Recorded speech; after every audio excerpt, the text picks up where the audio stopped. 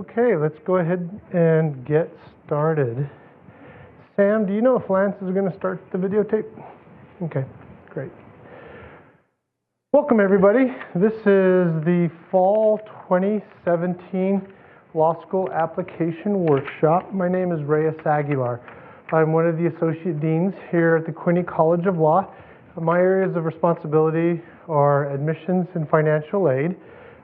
So hopefully the program today is going to be really informational to you as you look at the application process. The focus of my discussion is going to be primarily on those who are, or for those who are applying to enter law school in fall 2018. That means you're in the cycle right now and you're either have completed the LSAT or getting ready to take it, things like that. Next week we have our financial aid information workshop, so that for those of you who are not in a position to pay for law school right out of your pockets, this will be an informational program that helps you looking at weighing the costs of law schools, the scholarship programs that exist out there, the loan programs that exist, and my suggested approach to looking at how law school and the costs associated with applying to law school, attending law school, and getting licensed is going to be most effective if you look at it as an investment approach. That'll also be an hour-and-a-half long program like this one. We should be wrapping up close to 7. But for those of you who have questions afterwards, I'm more than willing to stick around, because the next person I'm going to introduce is Julie Nelson. She teaches our LSAT prep class through the university's Department of Continuing Ed, and I just wanted to give her a little bit of time to describe that program. And did you want to describe the raffle also? All right. How many of you are taking the LSAT next Saturday? Awesome. Yes. How many of you have already taken the LSAT? How many of you have still have that to look forward to? Okay, I'm talking to you. So, I teach LSAT at Continuing Ed through the University of Utah. We run classes that are tied to the different test administrations. They're all year long, but the idea is that they build you up to get you ready for a certain test. Once you've registered for a test class, you can retake the class for 3 years. So if it doesn't go as well as you want the first time, you can take it again. Or if you're like, this is not a good time for me, you can take it again. That's no problem at all. Because we're taping this. Oh, because we're taping this. Hi. Okay, so you can sign up for the class and take it whenever it's convenient for you. You can take it twice at the same time if you want. Usually we have a Saturday class and an evening class. Right now we have one that's alternating evenings and Saturdays. So these are subject to change. There will be 2, both a Saturday class and a Tuesday, Thursday class getting ready for the December test. They probably start in a couple of weeks. And let's see. We use the book that's actually made by the LSAT people, which even if you're not taking the class is for sure the book that you want to be studying with. That's how you'll know that the questions are the appropriate level of difficulty and the exact right type of questions. You don't want to be caught flat-footed on test day thinking, oh, this is not what I had in mind. I think the advantages of a class are primarily that it helps you be way more efficient and cut through a lot of wasted time. You can hopefully have classmates and your teacher say, no, let's not do it that way. Let's do it this way, and give you some things that you hadn't thought about before and really help you turbocharge your prep. I've got a lot of people in here right now in my class. I hope they agree with what I'm saying. We also are doing a drawing for a free class, so you want to fill out this piece of paper that's out on the front table. And at the end of the day, Reyes will do a drawing. If you need more information or to look for the dates and schedule for the classes, the website you want is continue.utah.edu. Do you have any questions? Okay. Is that all you? Yeah. Somebody who just paid for it, tell me how much it costs. Oh, I'm so embarrassed. How much does it cost? $840? $840. Is it worth it? Yeah. Totally. Plus, you get to hang out with me. Any other questions? Great. Thank you. See you soon.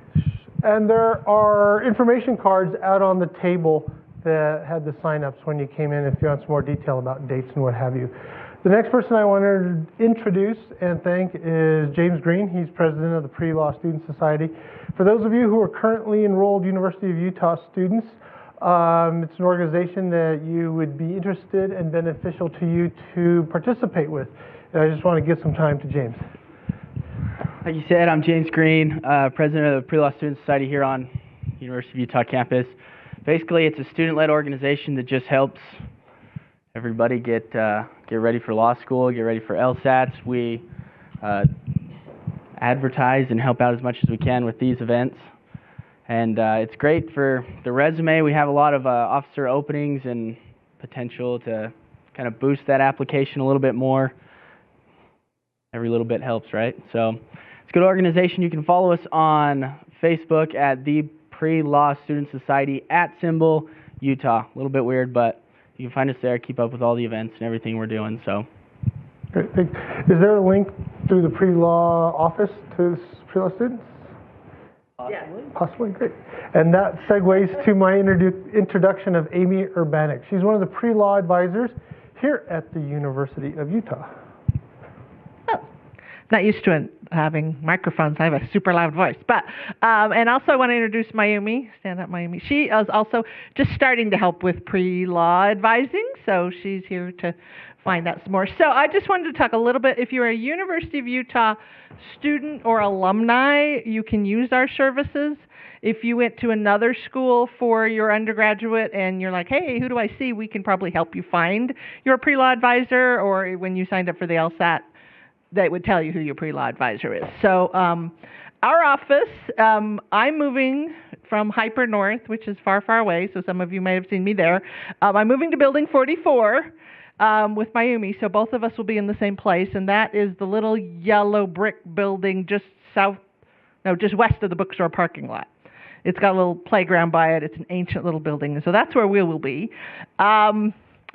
We send out announcements, so if you want announcements of things that are coming up, send an email to our main email, which was just PPA, stands for Pre-Professional Advising, PPA @utah.edu, and say, hey, I want to be on the PreLaw email list, and we'll put you on so that you know about events. I just wanted to, what? Oh, yeah, she's right. Sorry, PPA @advising.utah.edu. Keep changing things. All right. I wanted to talk about a couple of events. How many of you are kind of early on in your college, like your freshman, sophomore? Anybody here like that? So we got a couple. We have the Major Exploration Expo, Wednesday, September 27th from 10 to 2. So if you haven't decided on your major, or you want to find different certificate programs or minors or other things you can do, that's a good thing to come to. Harvard Law School is going to be coming Tuesday, October 24th in the Union, room 323. And then the big event, yay, is the Law Fair, and that's November 1st in the Union Ballroom, and we usually have about 120 schools come, including the University of Utah. They'll all have tables in the Union Ballroom, and you can talk to schools from all over the country. And there's going to be an admissions panel right after that with 3 or 4 admissions people from across the country talking about the application process. That will be in the collegiate room from 2 to 3:30. So absolutely, if you're still looking at schools, trying to figure out where to apply, just want to know more, please come to that. It's free. You can just show up. No pressure. But that's a really good event that you might want to think about. And then just a couple other things for the very few people who aren't applying yet is we've got a couple of major exploration open houses in the fall. October 17th, there's going to be a law and politics career panel and from 11 to 12, and an open house with representatives from a variety of majors from 12 to 1, and the Gould Auditorium in the library on the first floor. And then on Thursday, November 2nd, Criminology, Sciences, and Intelligence, CSI. They're going to have the career panel from 11 to 12, and the open house from 12 to 1. So if you want these, send us an email, and I can send you the events that are coming up. Any questions? Thank you. Okay. Let's go ahead and get started with the workshop. The first portion of the workshop I'm going to be doing with dealing with real fundamental information. So for those of you who have already registered for the LSAT or taken the LSAT or registered for the Credential Assembly service, some of this information will be redundant. There's going to be, maybe for some of you, even if you've registered for the LSAT, some new information about the number of LSATs to be administered starting in the 2018-19 cycle. They're increasing the number there. That'll take about 20 minutes. We'll take a small break, and then we'll get into the rest of the application workshop. I really want to make this something that is beneficial to you in the application process. I'm not going to spend a lot of time bragging about the College of Law, although we do have a great school. I'll spend a little bit more time on that as we start wrapping up to kind of put things all together in context as you hopefully will be strategizing about your applications and considering what schools are going to be a good fit for you. Okay? So, there we go.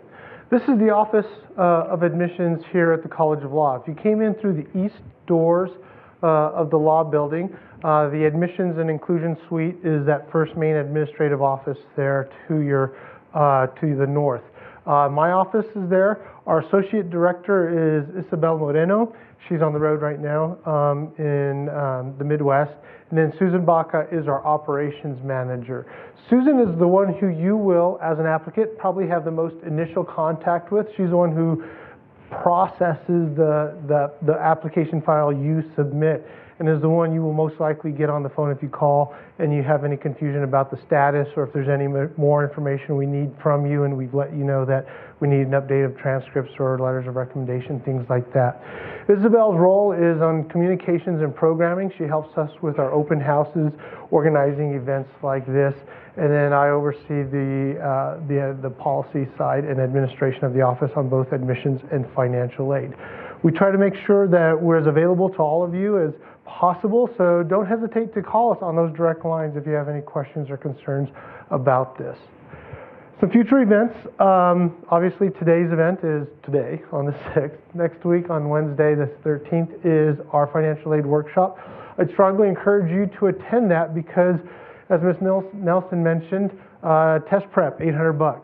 How many of you have registered for the LSAT? Okay, want to tell me how much it costs to register for that? 180, I believe, right? 180, yeah. How many of you registered for the Credential Assembly service? How much for that? 185, but rounding up 200. As you start reporting, asking those reports to be sent to schools, do you know how much each school report is going to cost? 25. 30. It's gone up. So these numbers are the kinds of things that I think surprise people along the way in applying to law school. You kind of get nickel and dime, but it's not nickels and dimes, it's ones and $200. And over the course of the next 12 to 18 months, that's going to add up very quickly. And I think if you don't have that perspective of how you're going to cover the cost, not just of applying, but paying for school and having a plan in place, you can be surprised at the end of this process. And I think this financial aid workshop can be very helpful for that. The law school fairs, as Amy mentioned, November 1st, U of U, BYU is the 2nd. So if you can't make the one here at the 1st, they open it up. Anybody can attend. Just make sure you have to follow their honor code rules. So no coffee, appropriate dress, but 10 to 2 there. In the evening, I've been told it's a certainty, but I still haven't seen an advertisement. UVU has a law fair if you work during the day and can't attend the fairs on the evening of the 1st. It's more limited. Here at the U and at BYU, probably 100 to 110 law schools will be at those fairs. The schools who show up at the UVU fair usually are in the 50 to 70 range, and most of them are from this region of the United States and the West Coast. Okay. You can get a lot of information on our programming and some of the things that I just mentioned from our website. So that tab, when you click it, can give you information on the application process. Please become familiar with that. But also, if you click the events page, you can see these types of events and others that we're going to be at if you have interest in attending those. Also, if you click visit the law school, that's where our class visits can be registered for. We allow you to come in and sit in on a class if you're curious about it, talk with one of our student ambassadors, and get a tour of the law school. And by the way, I'm happy to give those of you who are interested a tour after this event of the law school. It's a pretty incredible building, even from just kind of a scientific or a sustainability standpoint. This is a very important part of the obligation you're carrying into this. And I mean, in choosing a law school, we're going to do all we can as law schools to attract your attention and convince you that we're going to be the best match for you. But ultimately, it's on you to make the best choice for yourself. And one of the most important things you can do in the application process for yourself is put yourself in the seats in the class, during class time, during the class day, meet fellow classmates that you'll be in school with. They'll be second and third year students. See what the neighborhood is like that you're going to be living in or going to school in. It changed my decisions in applying to law schools. It's a lot of the intangibles, and it's one of the most important parts of the application process. So sit in on our classes, go to the Y, sit in on the law classes there. Even if you're not interested ultimately in attending our schools, sitting in and observing a class and going for a tour will give you context by which to measure other schools and make comparisons that are going to be helpful for you in making the best decision for yourself. And even as I mentioned, you're not ultimately intending to attend that particular school, you can see how seats are arranged, or you can see the neighborhood, or you can see kind of the age of the students and get a sense of what made you feel comfortable or less comfortable, or what's a good match for you. So I think it's a very important part of this process for you to visit schools. And for us, you just go to visit and you'll see the classes we have available. We have classes of at least 2 classes available every day of the week, in ambassadors and tours available every day of the week. Just read the instructions when you get to that page. Okay. Basic requirements for applying to law school. You need a bachelor's degree from an accredited university or college. All the schools in Utah are accredited, so that's not an issue for you if you've graduated from a school in Utah, except for George Wythe University, although I believe they are gaining accreditation. I'm not sure if it has been approved yet or not. For us, you need to take the LSAT test. There are some schools in the U.S. who recently announced that they'll be taking the GRE if a student chooses to take that test in lieu of the LSAT. But of the 202 ABA accredited law schools, it is just those schools. Right now that I'm aware of, it is the University of Arizona, Harvard, Georgetown, Northwestern, and has anybody else heard of any other of those 4 schools? That will take the GRE. All the other schools are going to require you to take the LSAT. And then you have to register for this thing called the Credential Assembly service. I'll talk about that in a minute. For the bachelor's degree, you don't need a particular degree or major or a particular set of courses. That's one of the things that makes us a little different than medical school or the health sciences. You don't have to take the full series of chemistry to go to law school. It just has to be a bachelor's degree from an accredited university. With that said, make sure that the coursework you are taking is challenging coursework that is going to prepare you properly for the rigors of law school, and allow us to get a measure of that skill set that you're bringing into the application process. The kinds of scores or the courses that you're going to want to keep an eye out for are those that involve written and spoken communication, reading and comprehension, especially in the case of dense academic material. You want to have courses that will be teaching you to employ logic and analytical reasoning and honing those skills, as well as problem solving. Nuts and bolts of the LSAT. You can get all this information, if you haven't already been there, at the Law School Admission Council's website, lsac.org. You're going to spend a lot of time on that website, so you might as well get familiar with it. The registration fee, as I mentioned, is $180. It tends to go up about $5 every year, so for those of you who are in your first or second year of college, anticipate to see that number pretty darn close to $200 by the time you're in the application process. You can become familiar with the LSAT on their website. They have sample questions and explanations on their website, but it's limited number. I think you either have to order their books or look at commercial courses, and I'll talk about that in a minute. The score range is 120 to 180, and it's offered 4 times a year. A big change has been made, though, in the administration of the LSAT. Starting with the 2018-19 testing year for the Law School Admission Council, the test will be offered 6 times a year. I personally think this is a response to the schools that have elected to allow the GRE, that the GRE, you can sit for it basically anytime you want. Just find a testing center that's available. So they're making the LSAT more available to those who are taking it. Also, they are going to remove the limitation on the number of times you can take the test in a given test cycle. Now it's unlimited. You can take the test as many times as you want. I don't recommend doing that. I recommend, in terms of you're preparing for the test, you prepare for it as if you could only take it the one time, and you do the best you can. And only if, after taking that first time, you can point to something that impeded your best performance on that test, that you register for it and take it again. I'll talk about how that looks to us when you take the test multiple times once we get to the transcript and CAS report evaluation. Scores tend to be available for you guys online in about 3 weeks, and if you're in the application cycle, it takes till about 4 weeks before we can actually download your test scores into our system. As I mentioned, the College of Law here will not be accepting the GRE at this time. The CAS, or the Credential Assembly service, that's the service that you subscribe to that makes this process a little bit easier.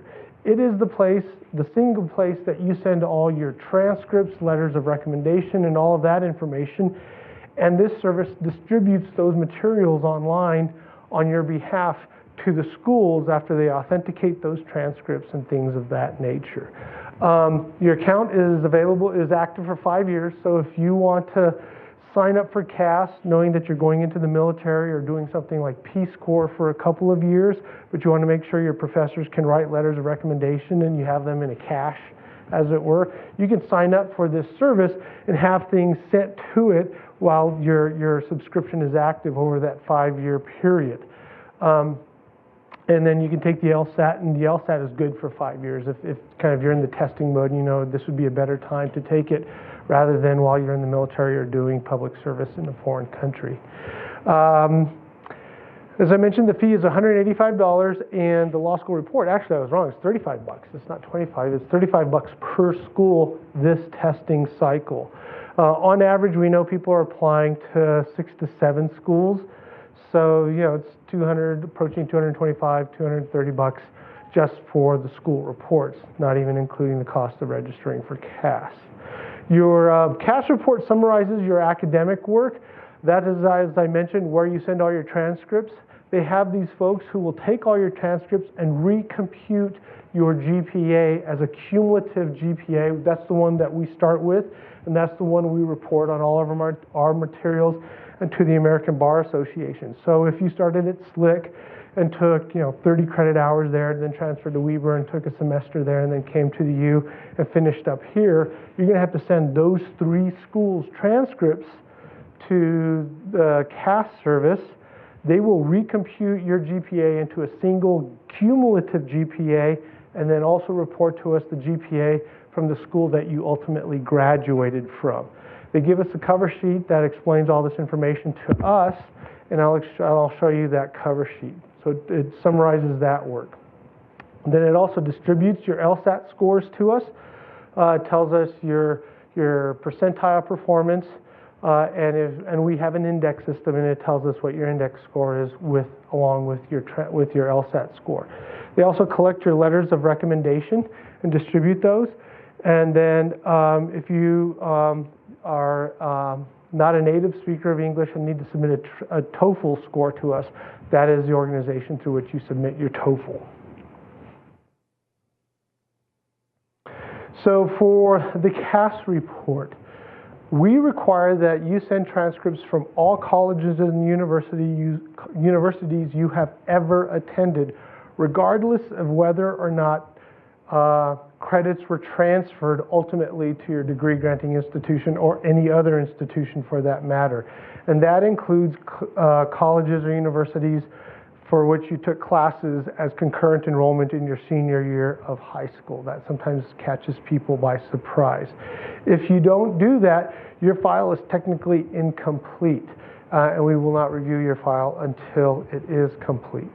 One of the things locally that sometimes also catches people by surprise, and the one that I usually see this is with the seminary in Price, that they often transfer those credits to BYU for BYU credits, and if we don't have the transcript or CAS doesn't have the transcript from the Price Seminary, then it's not a complete set. So make sure you have all your coursework in for that CAS report.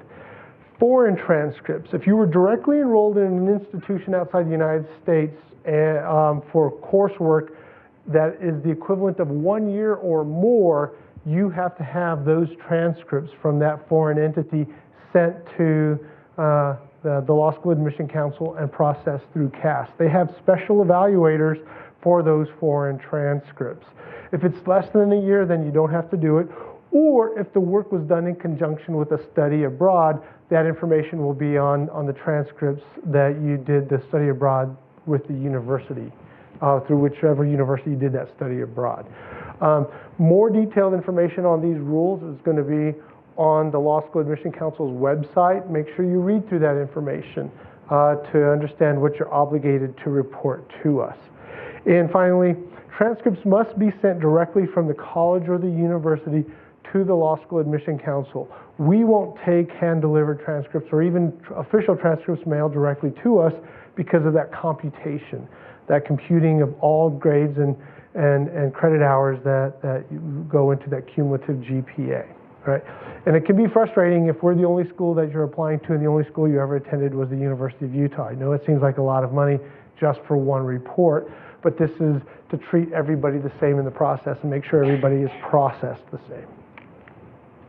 This is the website and the landing page for the website if you haven't already been on it for the Law School Admission Council.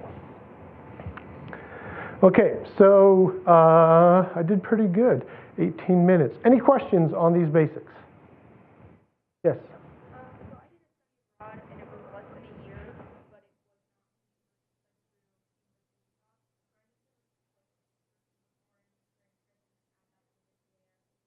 If it's less than a year, no, but they explain to you how they compute that year. But just if it was for one semester and it was language in Cuernavaca, Mexico or something like that, no. Okay. Yes? Concurrent enrollment, what about the question, and I'm going to repeat these because as I mentioned, we're taping this. And if you want to look at this again, it'll be on our YouTube page for this. We don't break it up, so you'll spend a lot of time fast forwarding probably. The question is, I mentioned concurrent enrollment for transcript that must be sent in, and she asked what specifically about AP or advanced placement credit. That does not need to be reported because AP credits show up on your college transcript. Okay. Question? No, if you already have paper or sealed transcripts, can you mail those to LSAC, or do you have to have one sent directly from the university? The question is, if you already have sealed in an envelope, and I'm assuming they've already stamped the seal itself with the university, can that be sent to LSAC, or does the college or university itself have to mail the transcripts to LSAC?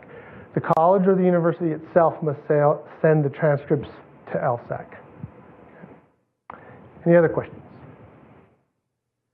Okay, so we're going to take a short break, and the reason for the break is for me to collect these. For those of you who didn't have a chance to fill these out, have a stack of these available. These are information request cards. These are going to allow my staff to mail you up-to-date bulletins. The bulletins that you picked up outside are from this last application cycle, so the new one will have up-to-date information. It'll also let us send you the slides from this session. I'll have my staff email to you the slides from today's session so you don't have to take crazy notes.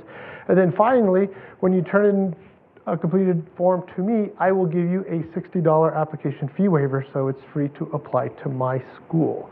So we're going to take about a 5 to 7 minute break. Let's try and start as close to, let's call it 15 after the hour as possible. If you didn't pick one of these up, I have some down here, and then we'll get started at 15 after the hour. Lance, if you want to turn off the video, you can. Let's go ahead and get started. Lance, if you want to start the taping, go ahead.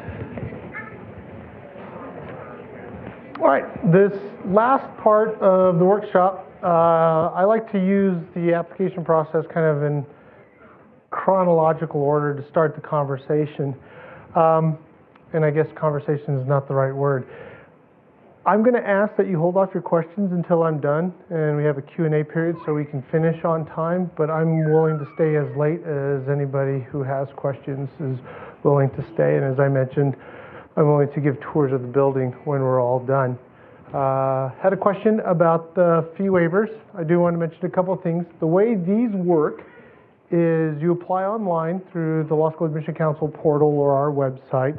And it's just like any other online purchase. When you get to the payment page or the checkout cart, there'll be a box that says fee waiver. If you check that, a dialog will open, and then a drop down will open. You just plug in this long code number, and then that'll waive your fee.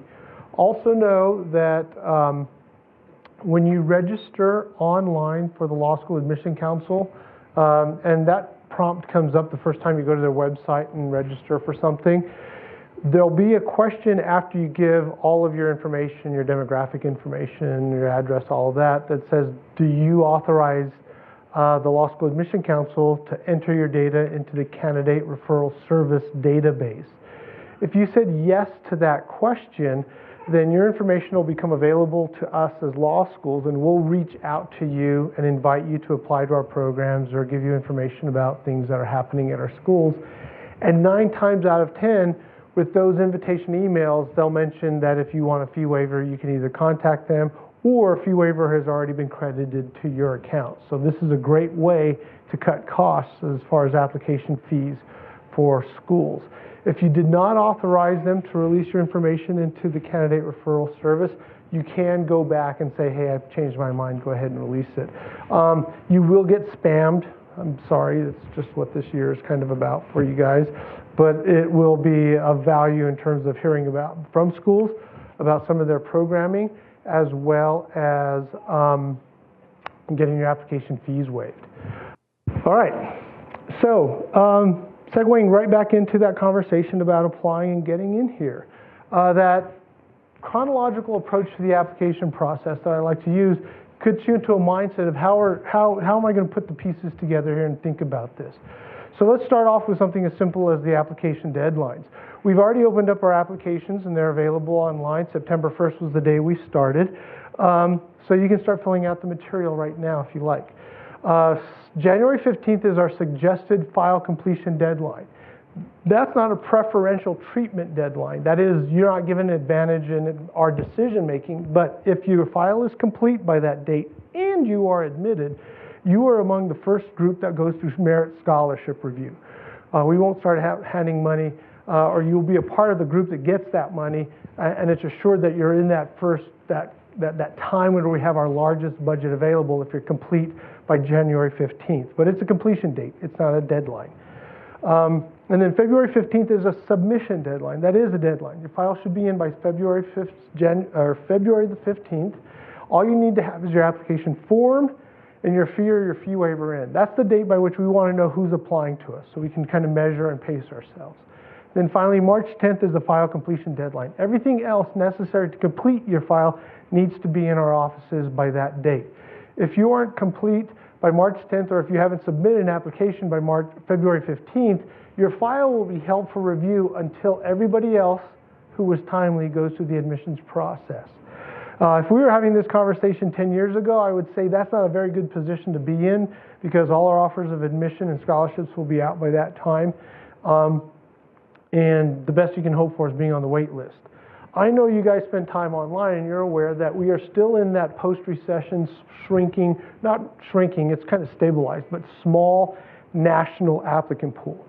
In 2010, the applicant pool was about 95,000 students. This year, we're anticipating the applicant pool to be less than 50,000 students. We know nationally there's 52,000 seats in American law schools. Schools have shrunk their class size. We have. So it's not the same 52,000 seats that are available now. We anticipate those seats when they calculate them at the end of this cycle to be closer to around 40 to 38,000 seats that are being filled. But nevertheless, this is a good time for you guys to be applying because you're not competing against as many people and there's still a good number of seats available. So with that said, if you miss that 15th deadline in February or that March 10th deadline, you're probably going to be okay on the admissions side of things. It may be more challenging if you're competitive on the scholarship, but don't let these things deter you. Don't let these dates deter you yet on when you're submitting your application, because the most important thing, in my opinion, is not the deadline, but the quality of the application that you're submitting. If it takes you a little bit more time to be a high quality candidate, it's in your interest, at least in the current market, to be a little bit later but higher quality than rushing to the front door to get your materials in. Question?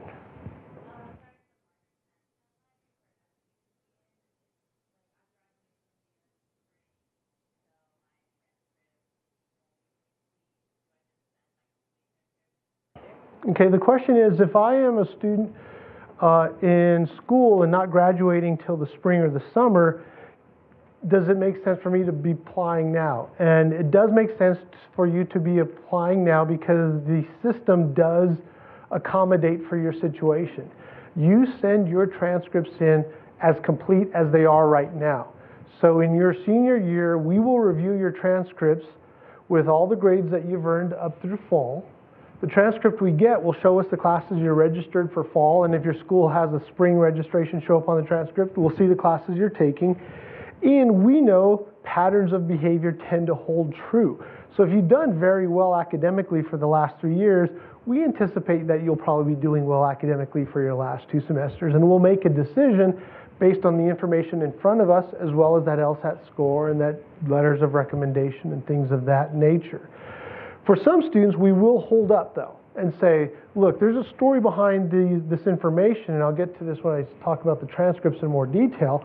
But if there is a student who's got a grade trend that's really strong and upward, but the cumulative GPA looks like it's kind of weak, but it's because of a weak start, we're going to want to know if this person is going to continue on that upward trajectory. And in situations like that, we may say, while technically this file is complete and ready for decision, we want more information. And we're going to ask this candidate to update her transcripts with her fall semester grades once they're posted, or their spring semester grades once they're posted. Does that answer your question? Okay. Last one, and we have to move, okay? So if one wanted to defer and take the LSAT, so if you're taking the LSAT December 2nd, but then you want to take February just in case, would that be enough time for the The question is, can a person take the LSAT as late as February and still be timely? Our file submission, our dates for file completion are set to accommodate for the LSAT to be taken in February. Her question did include an acknowledgement or a hypothetical that if she had taken the test in December and then wanted to sign up for the February LSAT, know this in terms of the timing of registering and disclosing tests. That's one of the problems right now with the LSAT. If you take the December test, that score is not going to be available before the registration deadline for the February test. So if in your mind you want to say, I want to see how I do on the December test and then decide whether I'm going to take the February, you're not going to know that based on the submission, based on the registration deadlines. You're going to have to make a decision before that or pay the late fee. Or even if there's a late fee, if all the seats are filled, it's not available. So that's one of the problems with the current cycle and one of the reasons they've added some more tests in it. Okay. So let's talk about the file review process. The file review order for our school, I'm talking about that, the committee membership, who's reading your file here, the vote process, admission statuses, how we notify you, and the criteria. In terms of the file review order, we have what's called a modified rolling admissions process. And what I mean by that is a traditional rolling admissions process is one in which the files are read in the order in which they are completed, not submitted, but completed. The file has all the contents, we put a date stamp on it, and then it gets into the file. We modify that process by pushing people, and I'll talk about the index in a minute, but people with high indexes to the front, because we know in the current cycle that we're we're going to have to be competing for those students, and we want to know who we're going to be competing for. So those students kind of get moved up to the front. So if you're spending a lot of time online and seeing people are being admitted and your sense is they applied after you, completed after you, and why is this happening? This is a very common practice. Schools tend to push those higher index folks up to the front of the line while continuing to read the rest as best they can. All right. Admissions committee. At our school, the admission committee consists of myself, the dean of admissions, and 7 to 9 faculty members. This year we have 8 faculty members on the committee along with myself. That should matter to you in this. You need to know who your audience is as you're strategizing about your application and in particular drafting your personal statement. It's helpful to know who's going to be reading your statement. It might be helpful to know that some schools have students on their admissions committee. So if you have a peer as an audience member, will that change some of the language or the strategy that you're using as you talk to schools and the materials you're submitting to those schools? It's also important to know them by virtue of their attitude as they read your file. All our faculty members and myself are legally trained and licensed lawyers. What does that mean? Well, by training, and some of us kind of just inherently, we're skeptical. I wouldn't say we're cynical, but we're skeptical about what we read. Secondly, for what we are reading, we're constantly asking questions about what we're reading.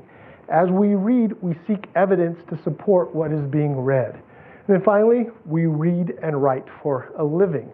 So you don't want to submit a piece of paper to us, or it's online, you don't want to submit a document to us that if it has grammatical errors or word usage or word order errors, we end up grading your paper as opposed to reading your paper for content because we're distracted by mistakes, all right?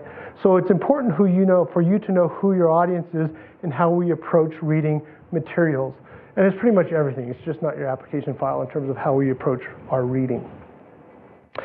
The voting process. It's a really long, convoluted sentence, but here it goes. We have a holistic, randomized 2 out of 3 majority vote practice. What do I mean by that?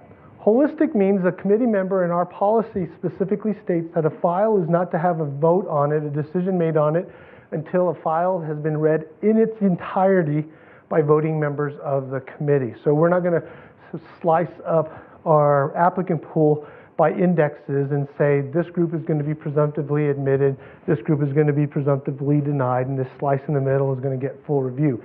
Everybody gets the same full review, and we read everything in that file before we make any decision. Randomized distribution. That means the files are distributed among the committee members in a randomized way. We don't track residents or women or minorities or other categories of candidates in any unique way.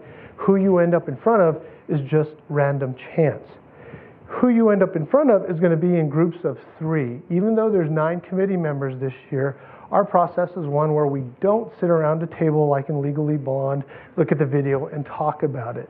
Rather, we just have the monitor in front of us and we're reading the contents of the file, and we're going to vote to admit, waitlist, or deny just by ourselves reading the file. And after 2 people have read that file, my staff will take that file and look at it, and if there's 2 admit votes, the person is admitted. If there's 2 deny votes, the person is denied. If there's an admit and a deny vote, then it goes to the 3rd team member for review to break the tie. It's a little bit more complicated than that because we do have a wait list category, but the essence is that 2 out of 3 majority vote for making decisions on that, okay? Admission statuses. I just told you, you're admitted, waitlisted, or denied. In terms of admitted and denied, that kind of speaks for itself. If you're waitlisted, you will be informed of being in that status. Waitlist means that we've reviewed your file, but we're not prepared to make a final decision. We want to see how the class is coming together.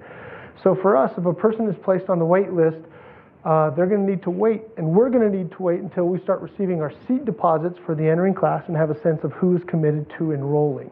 Once we get a sense of how that class is coming together, then we turn to the wait list and make decisions as to how many people we will pool from that group and admit them. Notification. Everything is by mail officially. We will mail our decision letters to folks. Although one of the funnest parts of my job, and I've been able to do it for the last 2 years, is to call people and let them know they've been admitted. It's lots of fun to let people know the good news. And it makes me laugh sometimes because most people these days do two things. One is they send me to voicemail because they don't recognize my number. And then about 3 seconds after I hang up and I have told them on the voicemail that it's the Dean of Admissions from Utah, I get a call back. Or two, they think I'm a telemarketer and they're really gruff with me for about the first 15 seconds, and then they're kind of nice, which is interesting. Voicemail is incredible. It's all incredible, all this technology. And so it's really fun, and I've been able to call everybody these last 2 years, but it's not a guarantee. It depends on my workload and things if I can. Criteria. So this is some of the meat of the conversation today. In reviewing your files, we're going to be asking 3 questions of you. First is, have you demonstrated you have the academic skill set necessary to compete in and complete a program of our quality? Second, how well have you demonstrated that skill set relative to the pool that you're competing with? Third, what more are you bringing to our institution by virtue of your life experiences and background that will enhance our educational community that you will be a part of for the next 3 years as a student in our law school, and after that, as an officer of the court and an alum of our program, and the impact that you're going to have on our communities? Okay, 3 really broad questions. Anybody hear anything about LSAT or GPA? No? Well, those are among the things that we look at in answering the questions about how well have you demonstrated that skill set by themselves with us. They're not going to be determinative. And here's my proof of that. Remember I said that we like to be the kind of readers looking for evidence, and if you're saying like, yeah, every school says that. Well, here's our proof. We are competitive for admissions purposes. Our median LSAT is 158, so that's in the top 25% of test takers nationally, and our GPA median for this year's entering class is 360. With that said, the 25th and 75th percentile, which is also what we report to the ABA for the entering class this year, is 155 to 161 on the LSAT, and for the GPA it's 342 to 376. But the absolute range on the LSAT for students enrolled in our school this year is 143 to 177 and 2.3 to 4.1. Now the 2.3 and the 143 are not the same person, but what I can say is we have pretty low numbers on those low end, lower than a lot of schools. But that's proof to you that when we say what we're looking for is an academic skill set, the numbers aren't going to ultimately drive the decision. It's our looking at these kinds of things in these 6 broad categories you see here: intellectual skill, personal qualities, integrity and honesty, communication, task management, and working with others. That as we are reading through your file, we're looking for this information. And one of the most common mistakes I see in the application process is what I perceive to be the assumption made by candidates that, you know what, they just make the numbers, the decisions on the numbers, and they don't put much effort into giving us that other information. And so that puts us in the position of relying on the numbers because that's all we have. So keep in mind that if all you really give us is the numbers to work with, well then that's all we're going to work with. So your task, if you're not at the medians or if you're looking at schools that have highly competitive numbers, I think your task is to demonstrate through all the information you have available in these 6 broad areas that the numbers may not be representative of the level of the quality that you're bringing to the institution, and here's why. The here's why is the context. We know there's stories behind each of those 3-digit numbers, but we don't know what those stories are. You're the ones who have lived those stories, so you need to convey that information to us. So as we're analyzing the information that we're reading about you in your letters of recommendation and a close review of your transcripts and the law school report, we're looking at, have you been challenged with demonstrating critical thinking and analytical thinking? Can you synthesize and digest information? Are you motivated? Are you a self-starter? Have you faced difficulty and overcome odds? Honesty and integrity. Honesty and integrity. This is a profession, in spite of all the jokes you hear, that puts an extremely high value on the character and fitness of the professionals in it. And we don't play with that, and so realize that. It's really unfortunate, but I've dismissed a student this year because they weren't honest and fully forthright in their application. So it does happen, and it's very unfortunate, but know that, and that's why that's one of the broad areas under this skill set of academics. Communications. Your toolbox is going to be filled with the words and your ability to use those words, whether it's written or oral. Task management, you have to be organized as a law student and a lawyer. And how are you able to do that in terms of setting priorities and doing your time management and fulfilling your commitments? And then working with others. A big part of law, especially in firm practice, is working with the other associates and partners, and believe it or not, working with opposing counsel. That the judge in your case is going to want to make sure that you're working well with that opposing counsel and being reasonable with each other in terms of requesting extensions on submitting documents and things like that, because that's part of the administration of justice. So that's why this is what we are looking at as a set of skills that you're bringing to this. And in measuring those skills, these are the criteria under which we evaluate you. So even though in those 3 questions I did not say LSAT or GPA, the LSAT and GPA are among the criteria that we look to answer those 3 very broad questions. But of just as much importance are things like advanced academic work. Do you have a master's degree or PhD in another discipline? What major did you come from? We know there's a difference in the terms of the grading and the curriculum of somebody who has a degree in nuclear physics versus a degree in social recreation. Okay? We know in terms of the difficulty of coursework, it isn't just the degree that somebody can get through, and this is the example I love to use. I had a classmate in law school who actually had a degree in physical education. His goal before wanting to go to law school is he was from a small town and he wanted to be the basketball coach. He was a great coach.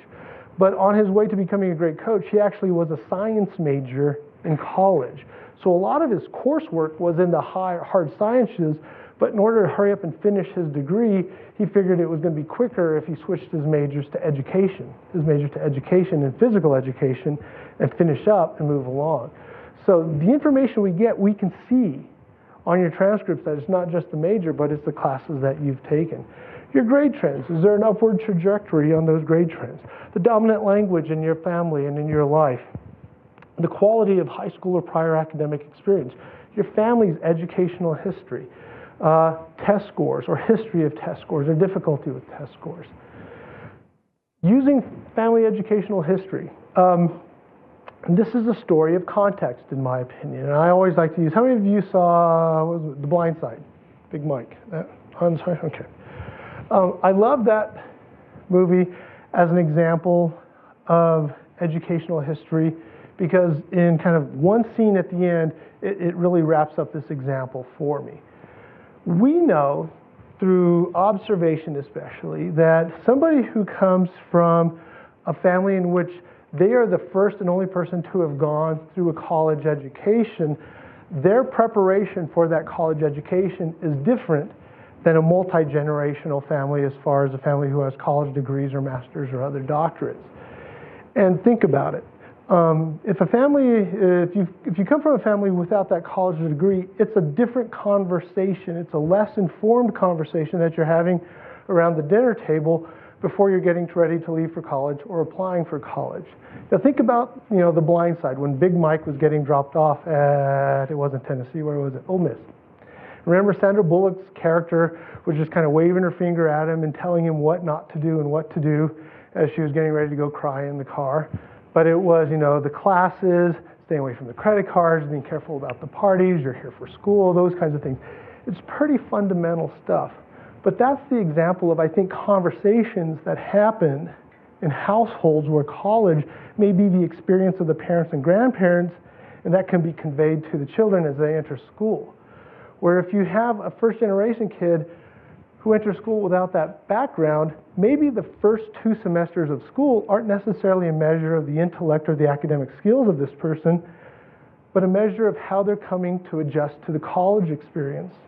And if you look at the totality of that academic record, there may be a very weak start a very strong finish, and a cumulative, when you look at all this added up together, that appears to be on its face mediocre.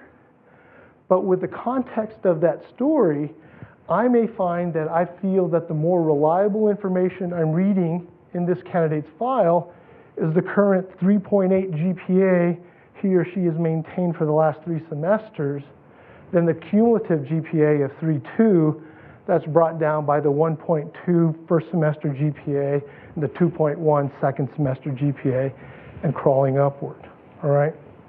So that's a long, but I think important example of we only know what you tell us, and that's why we ask some of the questions on our application form, because it further informs us, but it also gives you hints as to kind of things that you might want to include in your personal statement to talk about that skill set that you're bringing into us, okay?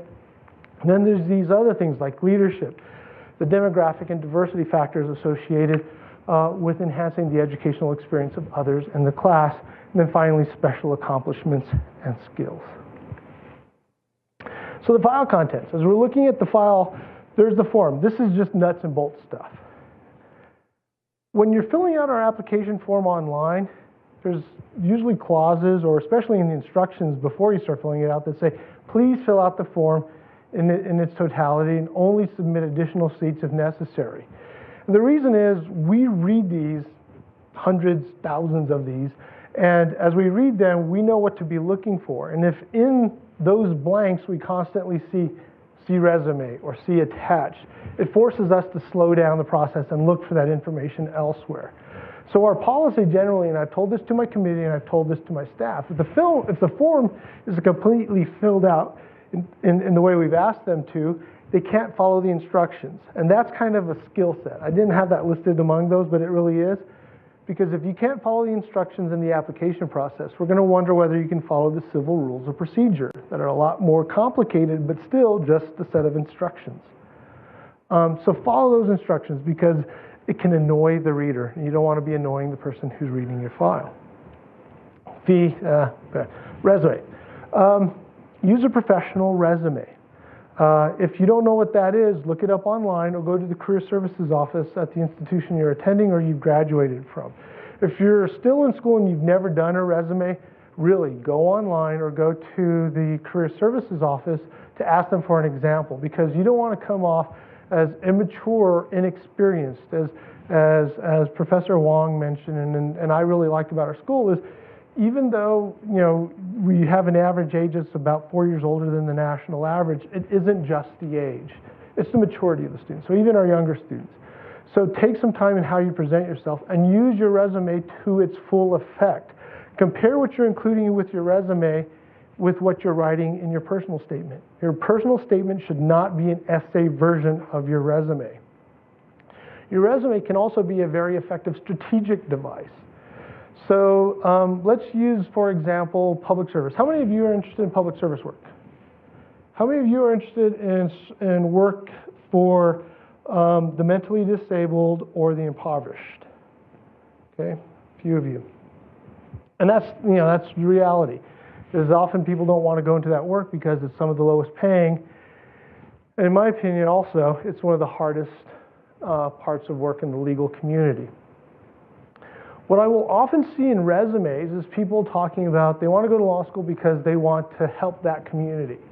And then when I look at or their personal statement, then when I look at the resume, I see none of that work. Maybe they did a weekend of Special Olympics volunteering with their philanthropic organization, but that's it. So that doesn't show me that they're very well informed about the kind of work that they're getting into. If somebody has that kind of experience, though, they should be playing that up, because I personally feel that the nature of that work is so difficult, and we know that it's the lower paying and highest turnover rates in the practice. So if I have somebody who happens to work in juvenile justice or on poverty issues or with the homeless, and they're coming to law school so they can continue to do that work except as a legal advocate, I know, because that person is coming to the process with actual experience in working with those communities, their likelihood of returning to those communities is quite high. And to that end, I will usually be a little bit more forgiving on things like the LSAT or the GPA because of that need in the community. But the strategy that that person employs in applying to us should be one where they really demonstrate that and select their letter writers for their for their letters of recommendation, develop their resume to show that they've got that solid foundation behind them. Make sure that everything's kind of matching up as they demonstrate that skill set and area of interest. So I think that's very important, and you can use your resume to that advantage. We're a school that's really liberal in the materials that you submit. We don't have any page limitations or things like that. You'll hear from some schools that, you know, 1 page, lots of white space, and no more than so many words. You know, it doesn't matter to me. What I want to do is get a sense of who you are and how well do I know you as I'm making that decision.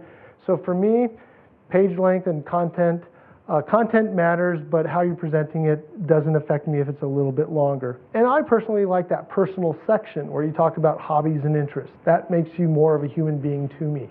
I got a lot of data on you, and I like to see people who are interested in fly fishing or telemark skiing or, you know, worked as a fishmonger and really loved it, just whatever it is. So use your resume to your advantage. Letters of recommendation and personal statements. Letters of recommendation and personal statements are where I see 2 of our most common mistakes in the application process. And they're the same mistake, actually. It's the mistake of what I call neutrality. The information doesn't necessarily hurt the candidate, but it's not helping him, and it's neutral in effect. And neutral in effect means lost opportunity. These are the goal in this process for you, in my opinion, is to make sure every document you're submitting to us is going to have a positive effect on the decision that we're making on you. And if by virtue of what it's saying isn't going to have a positive effect, there should be another document somewhere in your file that addresses that issue. And so this is where that is lost with letters of recommendation and personal statements. So with that said, I want to jump to cash reports because one of the things that if you were hoping to come out of this workshop with is my telling you what you need to put in your personal statement, I'm going to disappoint you. I'm not going to say what we want to read because I don't know any of you. I can't give you that information. But what I can do is suggest an exercise. As you get ready to select your letter writers for your letters of recommendation and contemplate what you're going to put in your personal statement, think about the 3 questions that we're asking of you, right? Academic skills, relative performance to the candidates you're competing with, and what more are you bringing by virtue of life experience and background, right? Then spread everything else that we're going to require you to submit to us in front of you. Your application form, your resume, your transcripts, and your cash report. And say, these things, what do they say about me in answering the questions that the University of Utah is asking of me? And what else do I need to give them to put my candidacy in the best light possible? And in looking at that, the cash report produces this as a cover sheet. This is called the law school report. You will have access to a version of this once your transcripts are in at the Law School Admission Council, but it looks a little differently. Oh, no. I thought I had a sample of what you see. It's the same sections, but it's formatted differently. This is what we get to look at. This is Larry Selden. Everything that could possibly happen to an applicant in the process has happened to poor Larry, or Lucky Larry, if you, depending on what you look at it. This cover sheet that accompanies all of your transcripts is a great example of how much information we have on you. And so I'm going to quickly go through this. So this section, the background section, pretty innocuous, tells us his undergraduate major. So I know in reading the cumulative GPA, a master's in engineering GPA is going to probably have less grade inflation over the last 10 or 15 years than the humanities or social sciences. This person is from New York. That's kind of innocuous, except for the fact that we're a state school. So we do seek to enroll a class that consists of 70% residents of the state of Utah. You guys know this, right? And so if I see that somebody has written down on this, when they filled out the form 6 months ago, that they're a resident of New York, but on my application form it says they're a resident of Utah, I'm going to go, right? Because I'm a curious reader. I'm always asking questions.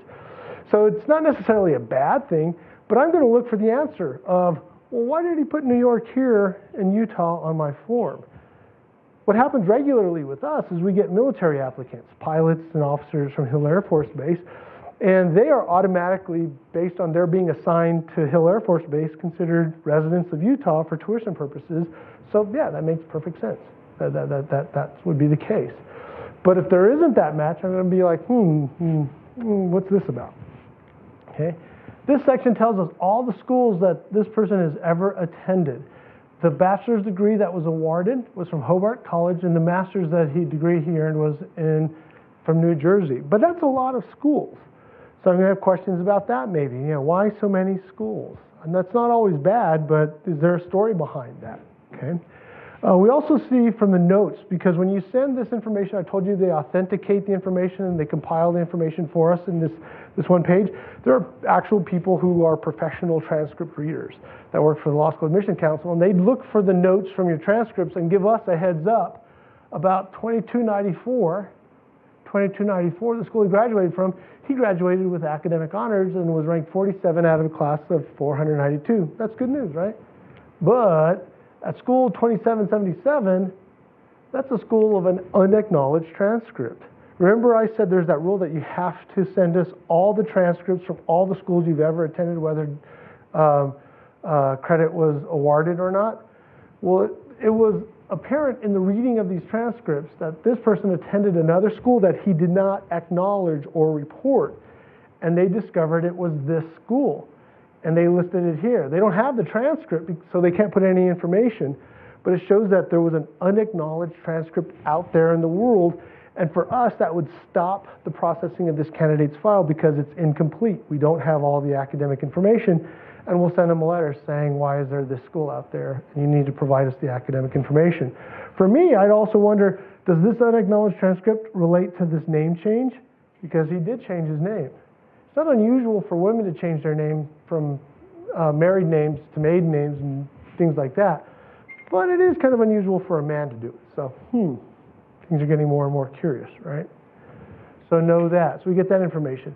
We know that term action at 2039, Arcadia University happened. So that means he got into some kind of academic trouble, and we should look closely at that transcript.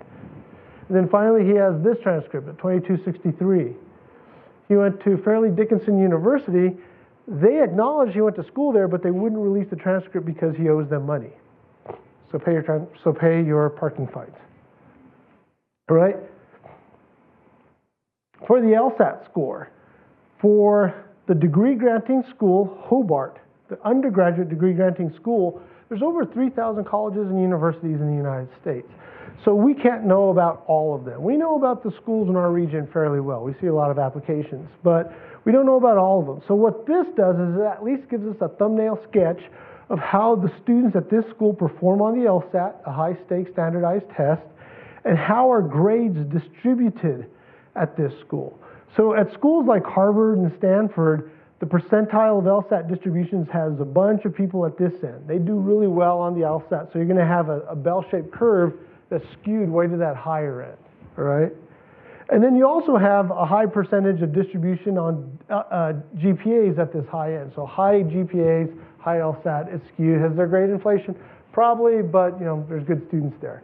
Where we get conflicting information sometimes is a school may have low performance on the LSAT, but high GPAs in their distributions.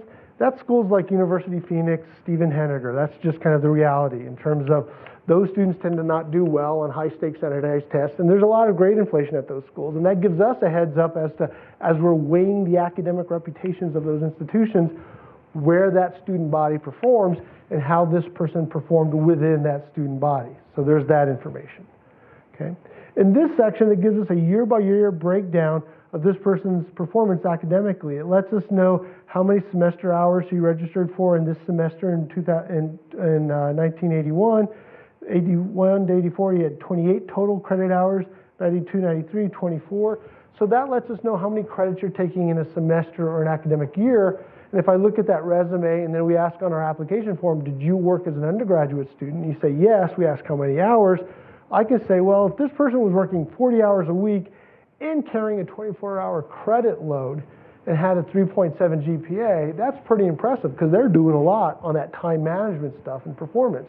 But it also provides me some explanation if maybe they weren't performing off the charts, they had a lot of other obligations in their life, all right? So I can cross-reference this stuff as I'm looking for evidence about this candidate's academic skill set. Then there's the bottom line. This is the cumulative GPA for all the classes taken at each school as he performs through those schools, okay? And then the cumulative, the college GPA. Oh, here, the cumulative for just that college. So at Hobart, Larry got a 3.31 this year as a cumulative GPA, but his overall, for the degree granting institution, but his overall cumulative is still under 3.0. And this is where we see that again. In this section, the undergraduate summary, we got the degree granting institution GPA, and then the cumulative GPA for all the schools he's attended and all the classes he's taken. One of the things that sometimes frustrates Utah students, not just the University of Utah, but BYU and all the schools in Utah, the grading policy and the GPA policy is you will get computed into your GPA the grade you earned the last time you took a class. So if you took chemistry twice, and the first time you got a D, and the second time you got an A, your GPA, as computed by the University of Utah, is only going to take into account the A. When your GPA gets recomputed for this form, it's going to take into account the D and the A. So it's not going to match what's on that piece of paper that you have, and realize that, okay? This lets us know how many A's and B's this person got during a particular year, but it also lets us know this unconverted number. Unconverted means pass-fail. What we get there sometimes are people who are sometimes trying to protect their GPA. That if they go to a school that has a fairly liberal pass-fail policy that says you can take up to 1 or 2 classes a semester and elect to take them pass-fail, and then for the classes they get A's in, they're like, I'm going to keep that grade. And if they're not doing so hot, they think in another class, they'll say, I'll just do the pass-fail. And that doesn't get computed into the GPA, but at least we can see if there's a bunch of them to get a sense of has this person really been academically challenged throughout their career. Because you only get one pass-fail class here at the law school in terms of your choosing. Okay. Then the LSATs. We see all the LSAT scores this person is registered for, if he had the test score released, what that score was, what the percentile rank, and then the index for our school here. We have, it's not reported here because they don't have one to work with. We also see if the person was absent for a test, and then also took the test but chose to cancel the score. So even though our policy on multiple tests is this, we will presume to go with the higher test score for people who have taken the test multiple times. We leave it to the prerogative of the committee member reviewing the file to go with the average score if they feel that is the most appropriate measure of this person's academic skill set.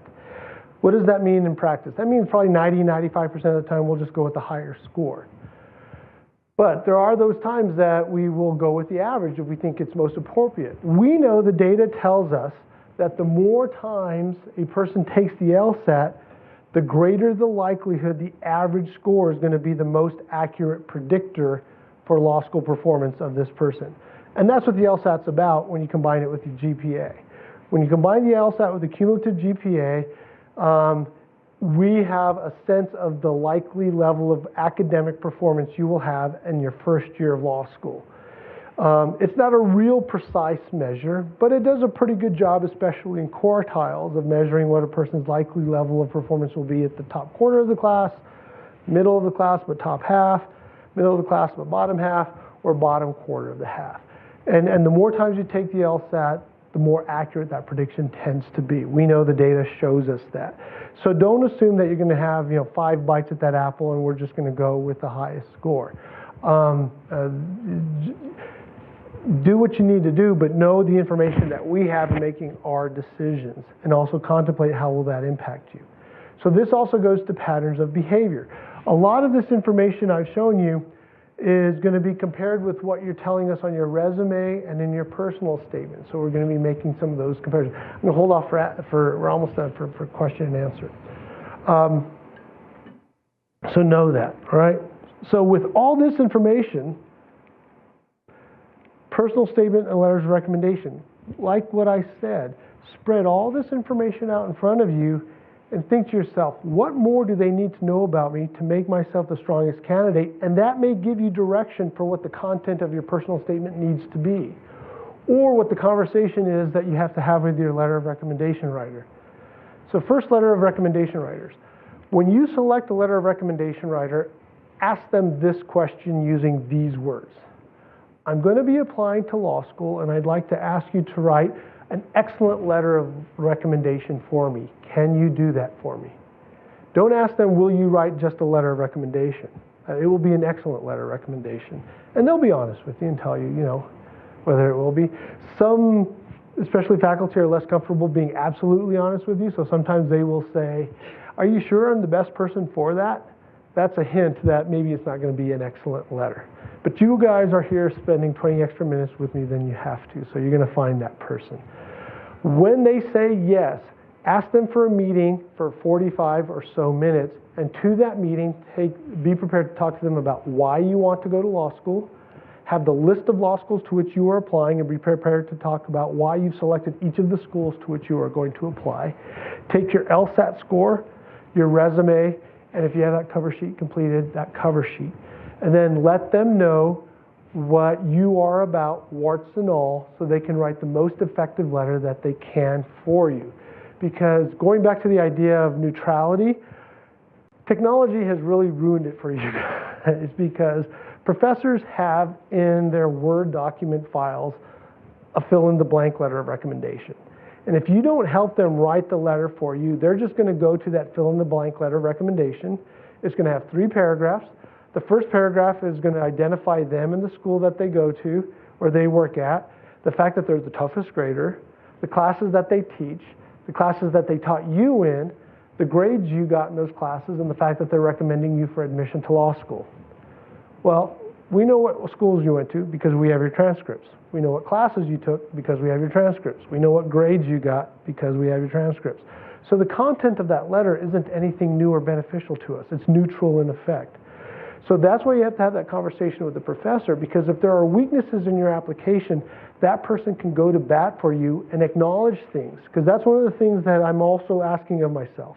If I'm reading a letter of recommendation, and it's a glowing letter, but I'm reading it for a file that isn't necessarily a glowing file, I ask myself, would this person be saying these same things if they know what I know about this candidate? And if that letter references those things, whether it's a misconduct issue or a poor LSAT score or a rough semester in college, then I'm like, yeah, they're saying this stuff, and it's with the knowledge of what this person has faced as challenges, and that can be a more credible, beneficial letter than the one that's just glowing, right? So be aware of that. So that's an example of an exercise to put yourself through on those letters of recommendation. For personal statement, think about what you need to tell us or what you want to tell us. Put it to paper. Have that theme, because we are impatient readers. And as impatient readers, we want to have a sense that you're taking us somewhere. And we want to know that pretty soon. Put it to paper, 3-4 drafts, then pass that around to 3 or 4 people, or 2 or 3 people. Don't tell them what you were trying to tell us. After they have read it, sit down and meet with them. Give yourself some time to talk with them about this personal statement. If they can, then ask them, what did you get out of this? If they convey to you what you want us to take away from it, you're on track. We will take that away. If they tell you something else, then chances are we're not going to get that theme or that message that you're trying to convey. At that point, let them know what they were trying to say. My guess is when I said pass this around to 2 or 3 people, make sure that it's at least 1 or 2 people who have known you really well for a really long time. As you think about those people in your mind's eye, you're thinking that, best friend, really good sibling you get along with, that cousin you hung out with a lot, they're not going to want to hurt your feelings. They're going to want to be very positive. That's great. They can help you with that content of the letter, but they may not be as critical about the quality of the writing or the word usage or the grammar or things like that.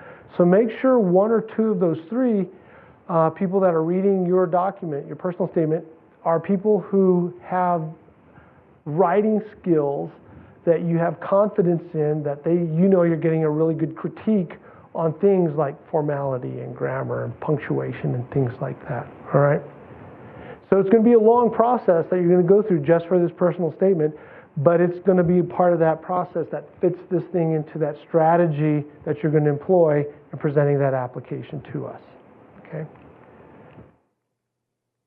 These are some helpful websites on the things that I've talked about and some of the things that are available to applicants in the application process. I apologize for going a little bit long. I got to confess, Professor Huang kind of surprised me here.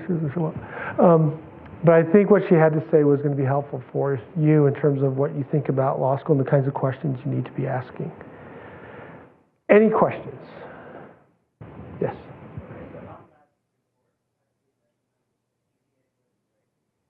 So what is for the students who did double major? If the question is, you see that we have a GPA that's associated with a school, and what happens to people who have a double major? If it's a true double major and you earned it concurrently, so you graduate from the University of Utah in 2016 with a double major in political science and sociology, that takes into account everything. That takes into account all the classes. They will list here usually the first major that you list on the form when you register, but they will use all the classes you've taken when that degree is awarded, because it's awarded kind of as a singular degree. It's just you got two things on the diploma, right? If you have two degrees, but it's not a double major, you graduated in 2016 with a major in political science, and then you graduated in you went back and finished up a minor and made it a major in 2017, those classes you took to finish up that second degree that was awarded in 17 won't be computed into the GPA. So in the form, when we fill up the undergrad major, yes, I did double major, but I only picked one major to fill in the blank. Yeah, and then to let the schools know you have a double major, you put that information on your resume. Okay. Question? Regarding the letters of recommendation, you talked about and have a great amount of work experience. Would you recommend only one, or is it better to have two or three? Recommend people that have worked specific examples of how you meet those three criteria?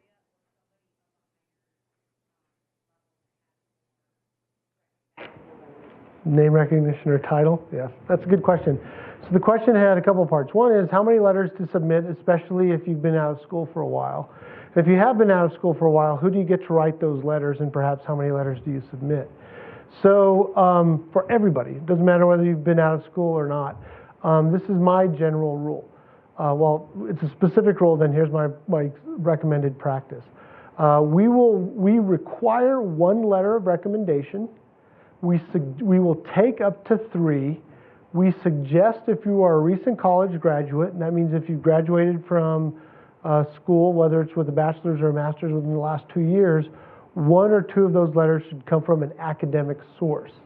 We only require 1 letter of recommendation because a good portion of our applicant pool does consist of people who come from the workforce, and they've been out of school for more than 5 or 6 years, and we don't have the expectation that they stay in touch with their faculty. And so 2 things at play there. One is, if you're in the workforce and you don't want to necessarily let your boss know that you're applying to law school, it puts you in a difficult position to get 3 letters. So that's why we say just 1, as we don't want to put an onus in particular on people who are working adults. But also, as you strategize about who writes those letters, look at those 3 questions and say, kind of, where do I need bolstering, or how does this play into my strategy?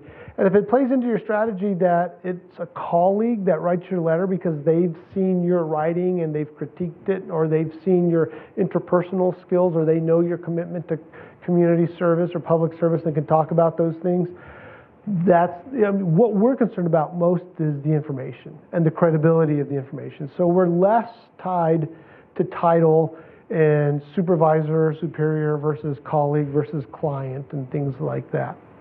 So be aware of that. If you have 2 people to choose from and one has, I'll call it a reputation to protect, has a higher title or what have you, and they're going to be writing just as strong a letter, I'd say go with that. It's just like what I call with political letters. if you are well situated and you have people who want to support your application and admission into law school and they want to write letters on your behalf, on one hand, I would encourage it. But on the other hand, if these aren't people who have taught you in classes and can say things about those criteria or that list of academic skills that were on that one slide, say and encourage them to write a letter of support and direct it to us. Don't send it to the Law School Admission Council and have it take up space for that 1 to 3 letters, because we won't take more than 3 letters out of that system. That'll help you in a couple ways. One is, it's a letter of support. And if you're getting a letter of support from the governor of Utah, if you're on the bubble, I'm not going to say that's not going to help you. If you're not on the bubble, it's not going to help you. I will say that. It won't get you there. But if at least you're competitive, it's good to know that there's somebody supporting you. And if you're going to be denied, it's also good for us to know that we're going to be making somebody mad. But I always caution people in how they choose their letter writers, because with law school, at least with us, it isn't that who you know versus what they know. It really is what they know about you. And if somebody who happens to be well placed has good things to say about you because they were an adjunct professor in a class that they taught you in, or they were actually an employer or supervisor of your skills and can comment on those can be very strong letters, because often those people will be willing to go to bat for you, but they also know they're putting their reputation on the line in so doing. Okay, so that was a good question. Does that answer it? Yes. How long is the ideal? Okay, question is, how long is the ideal personal statement? That is a very school-specific question. So as you're looking at schools' websites or talking to representatives at other institutions, know that they're going to have, in some cases, very specific answers. And it's not so much about the ideal, it's this is the maximum. And I tend to find that schools that are more stringent about those are schools that have very high volume applicant pools. Berkeley has like 7,000 applications a year. GW has close to 10. So those schools, just to get through their materials, have to limit the number of pages that people submit.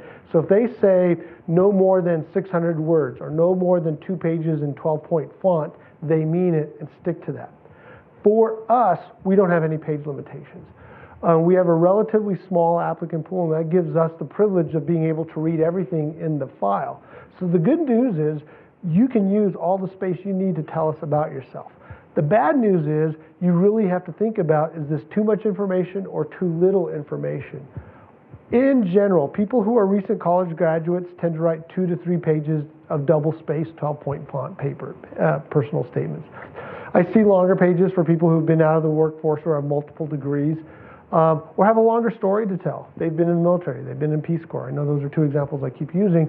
But if you have a longer story to tell, you shouldn't hesitate to tell it to us, as long as it's well written, it's interesting, and it's relevant to your application. Okay. Yes, then you.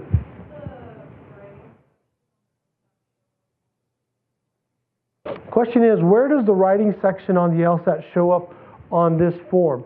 It's an attachment actually in front of this form. And so we do read it. Some schools and even some committee members will put more emphasis on it than others. My personal use of it is I want to see that you sincerely tried to answer the question. That you're going to be given an option and you have to choose, and I want to see how you kind of, you think through and write about your decision and come to a conclusion, and can you do that? I'm not going to hold you to a super high standard, because after 4 hours of analytical and logical reasoning questions and dense academic reading, my brain's mush too. And quite frankly, in this day and age, you guys have horrible handwriting because your life is on a keyboard. So quite frankly, for probably about 25%, I can't read it, which frustrates me. But I mean, I don't want to necessarily, dock somebody for having really bad handwriting when they're going to be typing anything. The ones that get people are the ones that are super short, that it doesn't look like they even tried, or the ones that get snarky, and see if we're really reading them. So don't make it a test of you being snarky or humorous. By the way, I love humor. Some of you are great writers, and you make my day when I read your personal statements. And I think there's something to be said about the creativity of that. But there's a big difference between people who write funny and people who are funny in person. Make sure you know which one you are. Because if you don't write funny, you can either come off as rude or weird. And you don't want to be either of those in your personal statement. And to that end, if you're going to go the humorous route, make sure you have somebody read your personal statement who doesn't know you very well. Because the people who know you well, as they're reading your personal statement, they're going to have your voice in their mind's ear, and in their mind's eye, they're going to see the faces that you make when you tell a joke and stuff. And it's going to be funny to them because they know you. Keep in mind, we don't know you. So be cautious with humor, but if you're really funny in your writing, you know, I like, you know, judges and partners like people who can write funny. Okay. There's a question. You mentioned the index. Yes. In the beginning already. Yep. I was just wondering, that can only happen. Well, no, when you so this is where the index shows up. Our index is a range of 110 to 215. Every year we have a correlation study done on our first year students to see how accurate the prediction was in the formula that was used on that year's class. And then the Law School Admission Council makes recommendations as to how to adjust it to make it more accurate in its prediction. There's not a lot of changes year to year, and generally speaking, our index formula weights the LSAT about 60% and the cumulative undergraduate GPA about 40% in coming up with that number. And as I mentioned, we don't cut the group into any categories based on the index, but we know, generally speaking, where that index is saying this person is likely to end up in their class. We also know, and you can look up the formula online, there's different places that have it posted, but we do know generally that the prediction of first-year GPA for people who have indexes below, I want to say it's 148, an index of 148, predicts that this person isn't going to make our minimum 2.5 GPA at the end of their first year. So if I have a committee member who admits somebody with a 148 index, I'm going to look very closely at that file before I sign off on it, and I'm probably going to go talk to that faculty member and say, what did you see in this candidate's file that says they have the academic skill set necessary to compete and complete our program? And they may be like, well, did you see that PhD? Or did you see that, they have 2 semesters worth of Fs because they forgot to withdraw from their classes after they got deployed to Iraq, and the school just gave them this? And he's like, oh, okay, yeah, that makes sense. But know that. Does that answer your question? Yeah. Okay. I mean, I was just wondering that you can't give an index before. I'm one of the people who are going to do it. Yep. Obviously, my application. Right. No, you're on time with the December LSAT. You're fine. You're fine, but you're right. You're not going to have an index generated for us, and you're not going to see our index on your information, because each school, if it uses an index, has a different formula. Okay? Any other questions? Here and then over there. So, as far as admission rate, or waitlisted and couldn't get in, how likely are they to be able to reapply in maybe a following year or a couple years later, if they got more experience or more LSAT or later?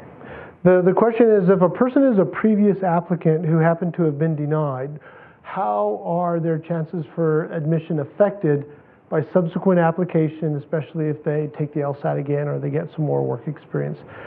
The answer to that question is definitely, it depends. On the very low end of the scale, I will say this. There are candidates who we regularly see apply, and they use the same application over and over when they apply.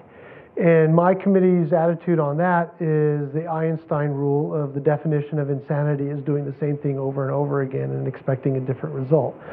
So if you're choosing to reapply, you definitely improve your opportunities by evaluating that previous application and seeking to improve it. We offer to our previous applicants the option to come in and meet with me or our associate director and do what we call a post-application review. And we'll go over your application in its entirety with you and tell you what we think the strengths and the weaknesses are so that you can enhance your opportunities over the next cycle. We have seen people be successful. There's always some of the people in our applicant pool who are re-applicants and gain admission after having made some changes in their application. Conversely, there's also some who are re-applicants who make some of those changes and still don't get in. And then there's also some people who didn't get in, chose to go to another school, and then apply as transfer students after doing well academically at another ABA accredited law school. Okay. Sure. Any other questions? Does that answer your question? Yes. All right. There was a question back here. Yes. Yes, my question was, an excellent undergrad,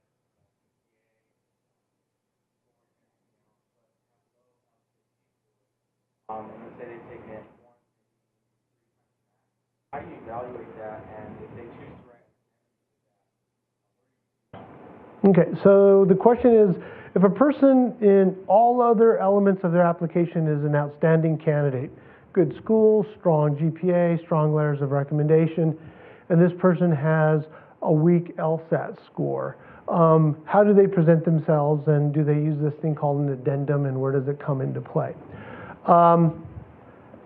There's a little bit of this, it depends in the answer, and I know I've said that a lot. You're going to get sick of it in law school because every law professor begins any question you answer them with it depends.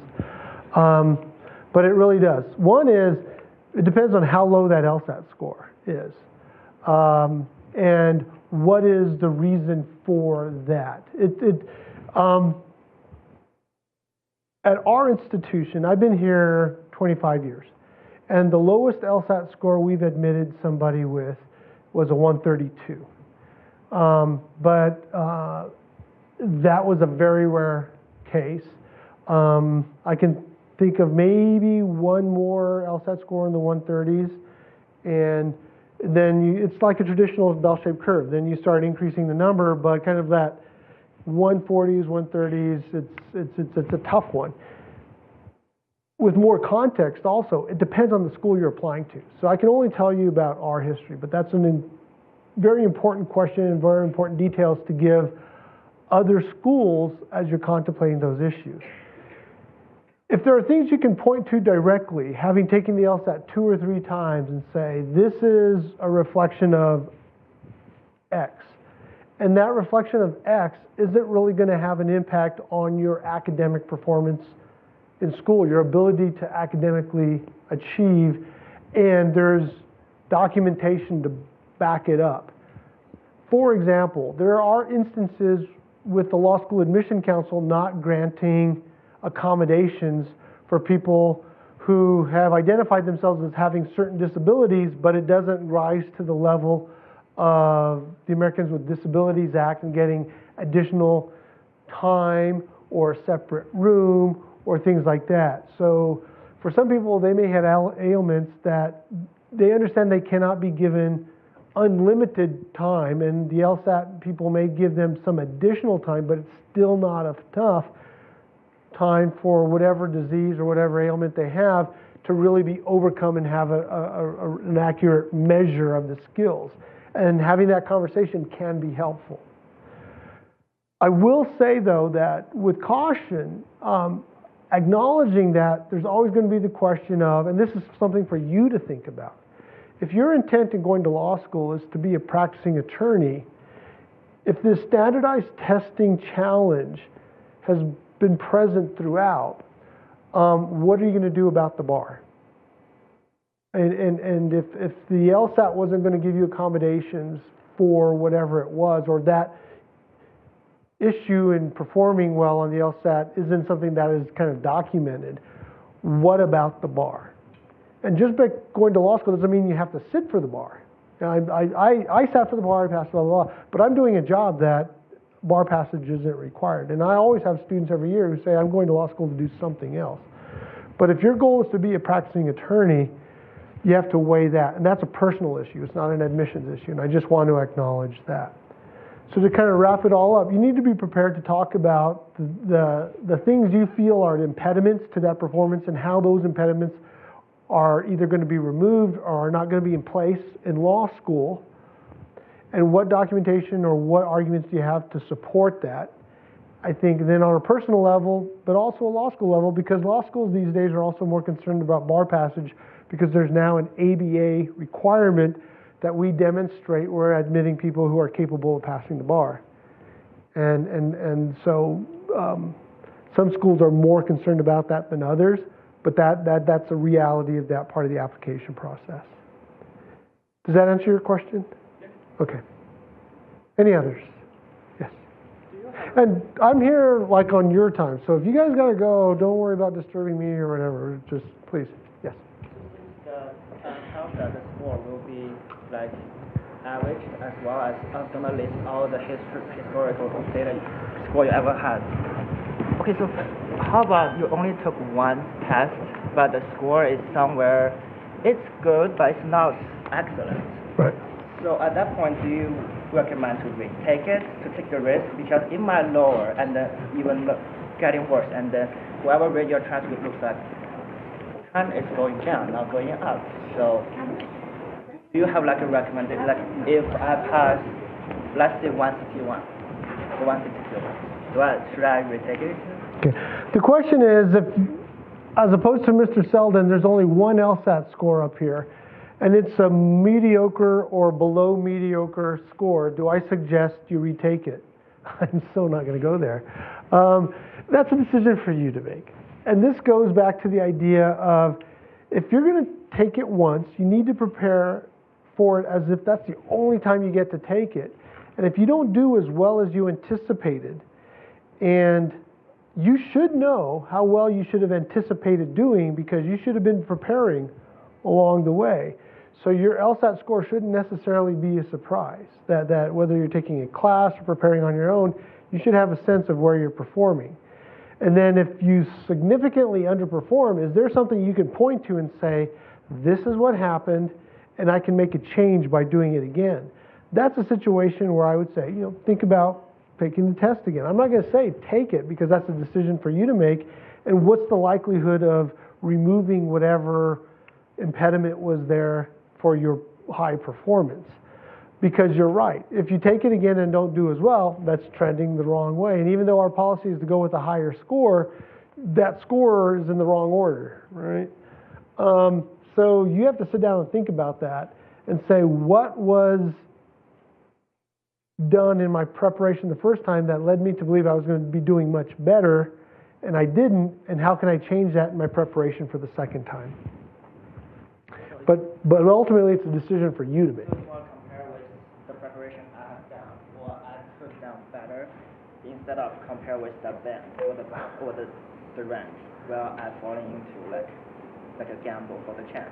Yeah, well, everything's a gamble. but I think, for some people it is as simple as, and it has happened, college campuses are where these tests are administered. And I can't tell you, I don't know why schools don't think about this, but it's like I was taking the test and there was a football game and the marching band started playing during section 2. And it just disrupted, and you're like, oh, and I feel for it. And it's like, yeah, all right. So do you retake the test?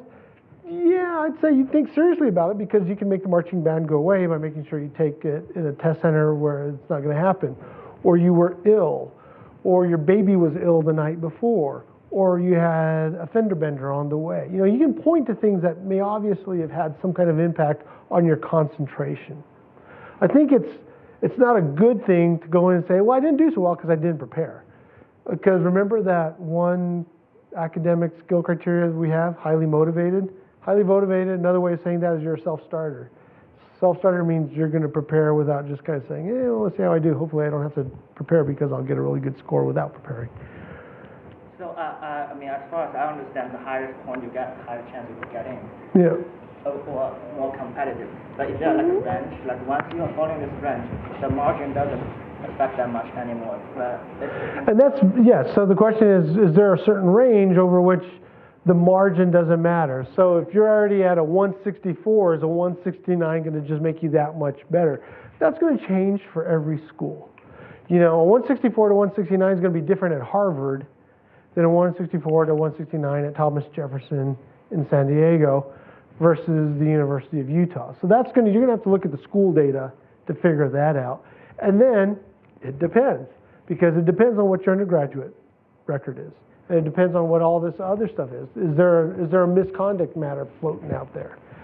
So you've given me one 3-digit number to consider and some scenarios surrounding that number.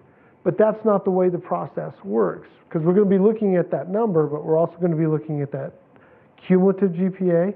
We're going to be looking at that school you attended. We're going to be looking at your letters of recommendation. We're going to be looking at your major. And, it's after looking at all of that that we're going to come to make a decision. I think it's an okay observation to say, is there some place where it just doesn't matter because I'm applying to schools where the medians are 160 and I've got a 162, and even though I would like to have had a 169, I'm not applying to Harvard, so would it be silly for me to do it again? I think there's some argument there, but those are all thoughts that are that need to be placed in your lap and have to consider your range of schools and what other elements of your file look like. Does that better answer your question? Okay. Thank you. Sure. Here and then there. How are disabilities weighted and considered both physical and mental on applications? The question is, how are disabilities weighted or affect application, both physical and mental? And I'll also throw in there either intellectual or cognitive.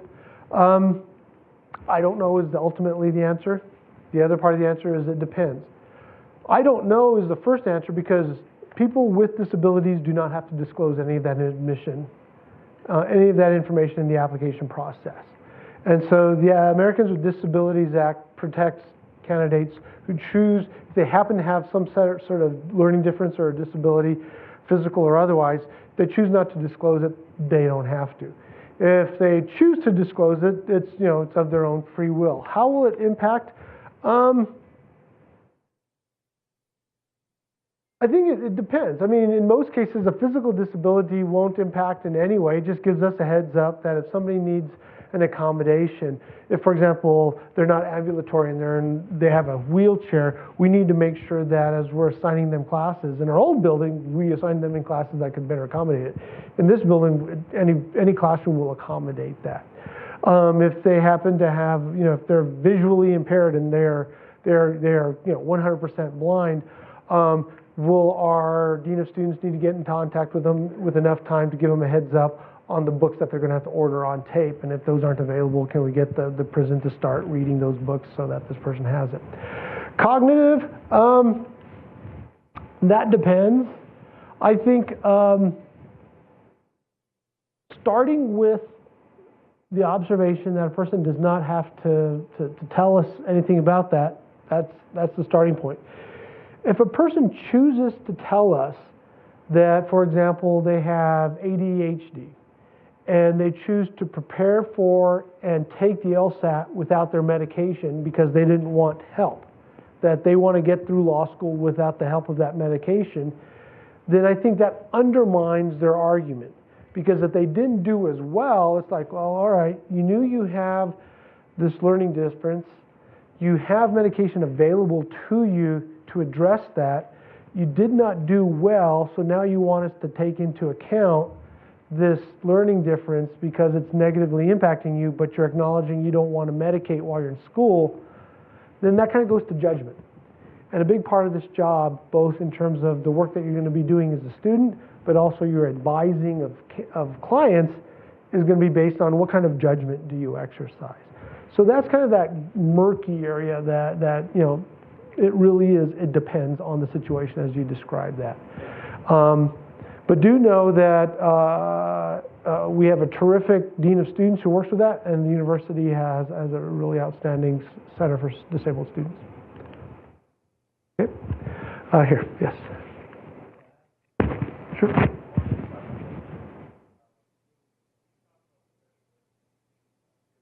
Personally, I prepare two sets of resumes. One is for private sector, and the other one is for government resume, and which is the format of it is completely different. Government resume went along about 8 to 10 pages. Private sector resume just.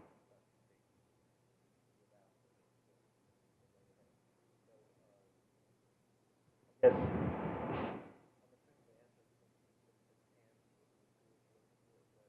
I feel like me being work at federal government for the longest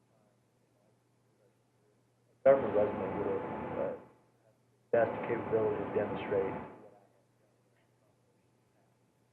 what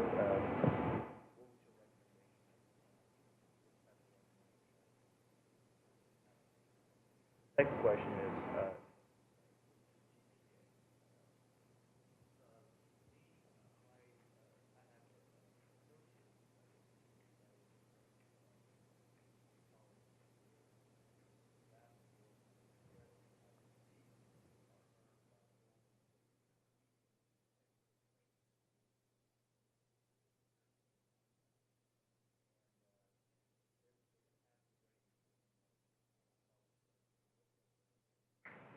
Pass fail almost, yeah. and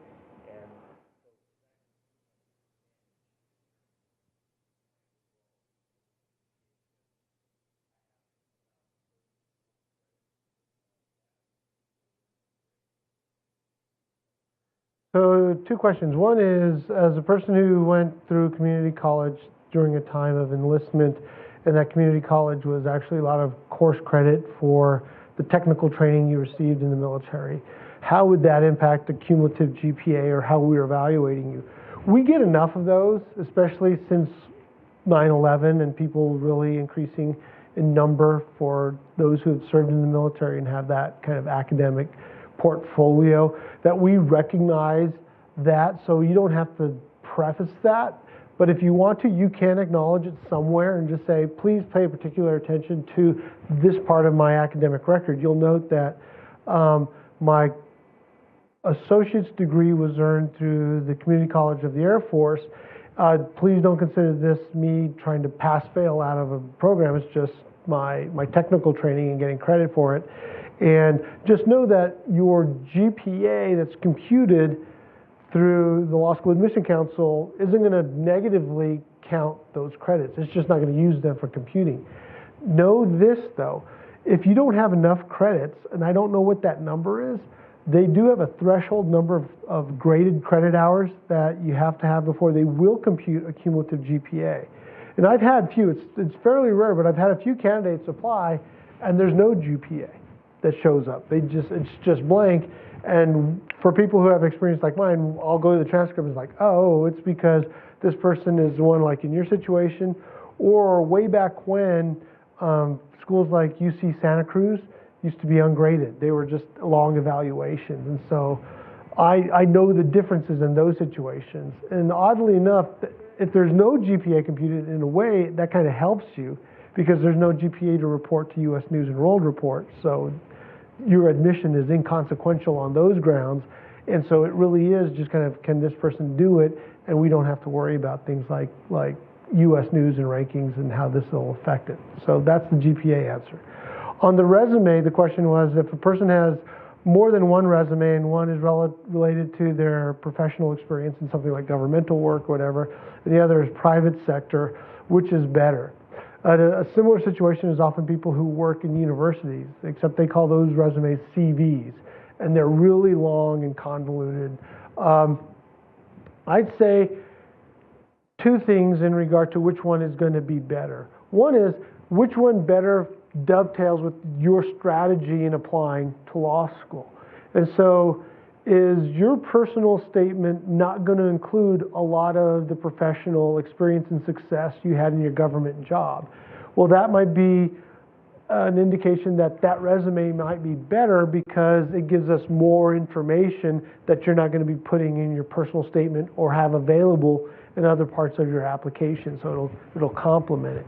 But if your personal resume meets the page number, if a school has that requirement, or is just the vice versa of what I said, that your personal statement is going to be talking a lot about your professional experience in government work, and this shows another side of you, then it's more of a compliment to what you're presenting to the school. So I think you have to consider what strategy you're employing to apply to a particular school and what the content of your personal statement and what is going to be discussed in your letters of recommendation before you decide which is going to be the most effective resume.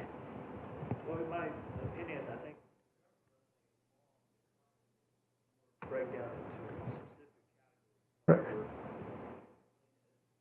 best to show your soft skills in terms of what you did.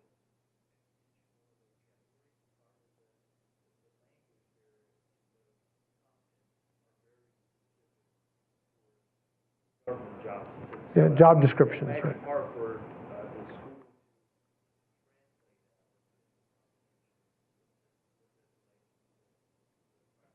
Then I would suggest you do what you just did with me, is this might be an indication that it may be better for you to have a third separate resume that you develop for this purpose that uses layman's terms to describe the skills and things like that that are discussed in that professional resume that you have from the government. So it's just, an additional piece of work that you have to do in the application process. Okay. Yes. So I understand from what you said that you really do kind of lay everything out and take kind of the person as a whole, not just one specific area. That being said, are there... But in answering those three questions. Yeah, but in answering those three questions, that being said, are there any things that are kind of like red flags, so to say, or anything that kind of automatically gets somebody, or that makes you a little cautious or wary about? Well, something that makes me really cautious about admitting somebody is if that index does come into that range that the predicted performance of somebody is below our minimum GPA. That is a big red flag, because that raises issues on both the first two questions. That the index is raising alarms for us on that. The other is character and fitness issues as it relates to patterns of behavior. Is this a person who has a life experience that maybe the trouble they have with the law or academics isn't real serious, but it's consistent? It's just like lessons aren't being learned along the way. That brings into question this person's judgment and learning from the past. And have they gotten over those patterns of behavior that got them into trouble? And are there triggers that are going to be presented in law school with regard to stressors and things like that? For me, recent and more consistent drug and alcohol issues. Person's applying to us, they're 22 years old. When they were 18, they got popped on campus for alcohol in their dorm room. Then when they were 20, they got into a bar fight off campus and got a drunken disorderly, and then they got a DUI a couple of years ago. This here again is patterns of behavior, and it's like, these aren't necessarily felonies, but we've got some concerns here. And you've probably heard the stories and read things about, drug and alcohol abuse in the high stress professions like law and medicine and dentistry and stuff like that. So those kinds of things. And that's those are the big ones. Those are the big ones for me. Okay, sure. Yes? So what time are the classes? What time are classes? What is your class day like in law school? Well, what time does it start? Is it kind of flexible? It's not flexible to the extent that your first year is required curriculum that we assign to you. And everybody in the first year class will have class at the same time, except not everybody's going to be in the same class. For example, we have 3 sections of criminal or civil procedure, right? And the time that the day starts is entirely dependent on that faculty's schedule. So I was lamenting to my staff this afternoon that I am really jealous of this year's first year students, because their Monday is one class and it doesn't start till 11, and when it's done, they're done at like 12:15, and that's their day. They have a really long Thursday, but in most situations, that's an unusual year for us. In most cases, students have 2 to 3 classes a day. There's usually a morning class. If there's 3 classes, there's usually a morning, a midday, that is either late morning or early afternoon, and then a mid-afternoon class as it's spread out. But really it depends, because if we have a professor who's been appointed by the federal government to some kind of post and they have to spend Thursday through Monday in Washington, D.C., then we kind of truncate their schedule into kind of Tuesday through Thursday, and whoever has them is going to be all kind of crunched into that time. And then in our old building, it used to be simply classroom space. Do we have 3 classrooms that fit 75 people that we can do this with? And this is not so much an issue here. That you'll maybe get different answers from different schools and how that sets up. After first year and that mandatory schedule that we impose upon you, though, it's all your choice. It's all electives. You get to choose the professors and the classes you take after that, although there are still some requirements. Even with those requirements, you have choices. So, for example, one requirement is the second half of constitutional law. In our school, constitutional is called Con Law 2, is offered spring and fall semester, and there's usually a couple of different professors who are teaching it in any given year. So even with that class, you have choices. Does that answer your question? Yeah, what I'm dealing with, I have like a sleeping disorder.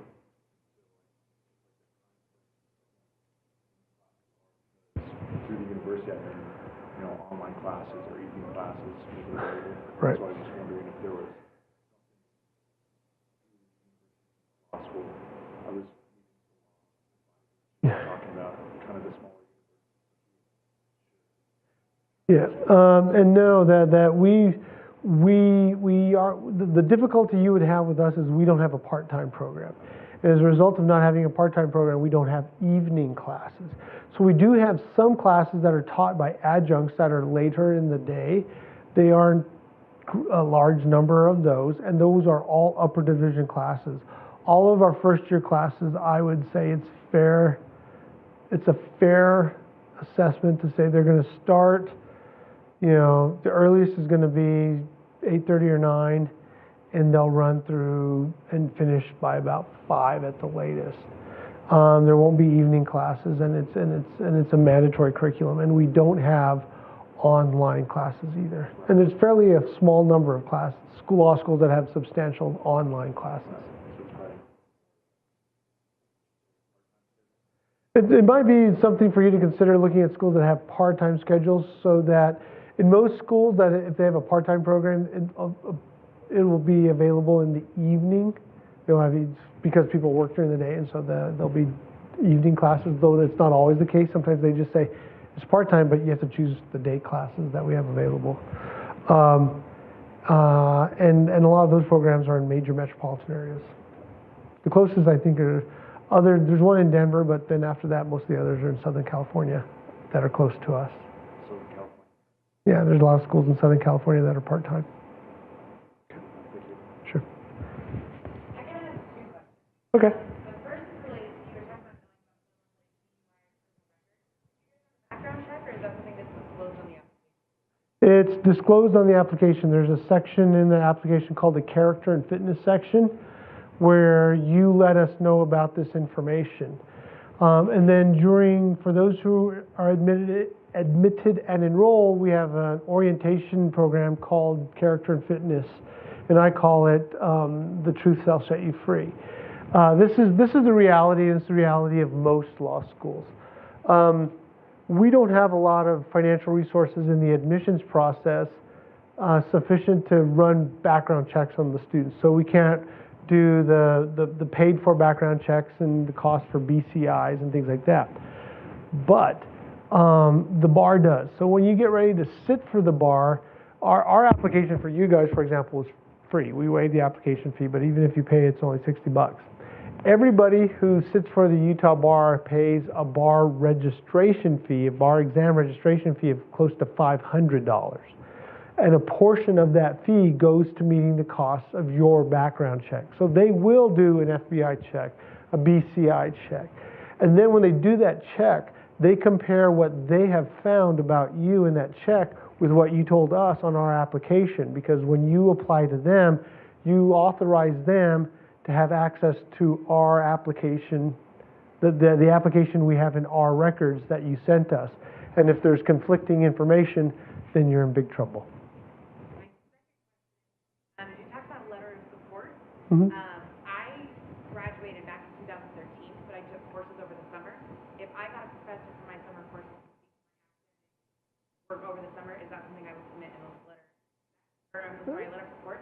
Because I don't think I need professors if I took one course from over the summer. No, I think if the person is attesting to their knowledge of your academic skills, that would be a letter of recommendation.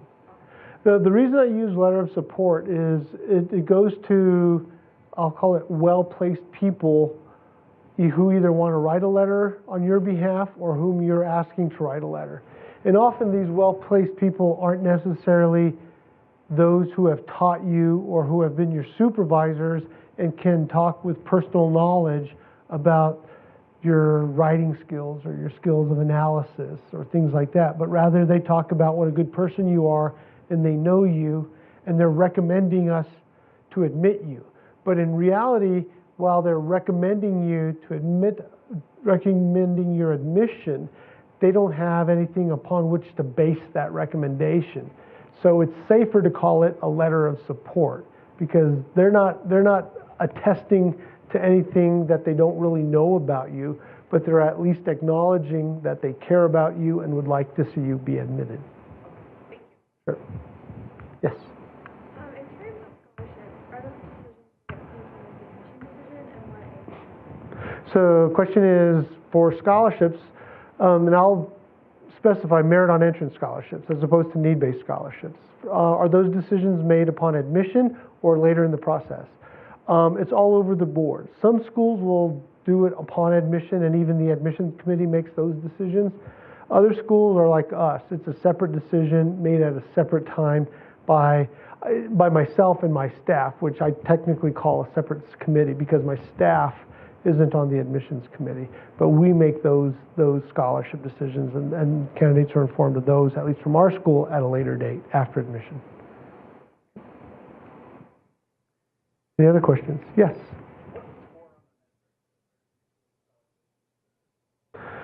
The score on the metrics, so are you talking about the index? Yeah, that's a tough one for me because I just don't know it. I would say, because it really does go to, I mean, there is the reality of we are looking toward candidates who are going to help us with things like U.S. News, and so a person with a higher LSAT and a higher GPA is going to be more competitive for those scholarships. But that is not to the exclusion of other people whom we want in the class. That for the benefit of the experience somebody has who's been in the workforce at a Fortune 500 company and they know accounting and they're interested in going to law school for the finance side of things and being in Professor Wong's class.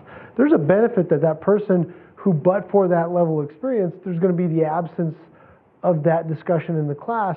They may be competitive for merit scholarship even though their numbers aren't off the charts because we have a lot of value that we see they're bringing into the institution. And the same is true for a whole host of other things that we're looking at, whether it be for things like advanced degrees in other disciplines, the diversity that somebody's bringing to the institution, a reflection of a person's commitment to public service and going back into that field. All those comes into play. With that said, I would say people, generally speaking, who have LSATs above 160 and GPAs above 365 are going to be in the hunt. They're definitely going to be in the hunt, but then we balance it off against some of these other things, whether it be something like a character and fitness issue, a very thin personal statement that we really don't know who this person is that we're giving money to other than they have a higher LSAT and a higher GPA. So we balance about those things. So there's a fair amount of time in that decision-making process, which is why we have a separate committee for making those decisions. Some schools, however, literally have a grid, and they say if you have X LSAT and X GPA and you're admitted, this is the money you get. And I think that's a fair question to ask schools at things like the law fair in October. Any other questions? Yes. Yes. Mm-hmm.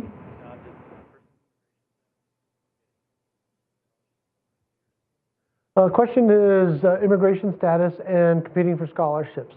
So for people who are international students on student visas, permanent residents, and U.S. citizens, they are all eligible for our scholarships, both merit-based and need-based scholarships. For students who, for example, are on DACA, they are eligible for our scholarship programs, but they're limited to funds that are privately donated funds. And there needs to be an indication or a document that the students all sign acknowledging the funds that, on our part, that they're either private funds that aren't limited by state law that we're awarding. Of equal importance, but unfortunately because of the news yesterday, we have a great program that may be affected by the decision of the president. That is, if a student happens to be a DACA student who has a work permit and a social security number, they can work as a graduate assistant. And as a graduate assistant, they earn a salary and there is a partial tuition waiver as all of the other graduate students that they earn. If the work permit were to be abolished, then that creates an issue for that graduate assistant program that we have here. And I would assume that would also trail into perhaps the scholarship. So some of these programs are going to be up in the air for the next 6 months. Sure. Any other questions? Or did that answer your question? Okay. Any others?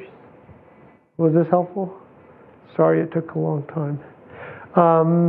Please come back on next Wednesday if you have questions about financial aid. Did anybody, I have to stick around till 9 to lock down the building, so like I said, I'm happy to give people a tour if they want to see the building. Anybody want to see the building? You do? Okay. You do? Okay. You? Yeah. You guys want to see the building? Yeah? Okay.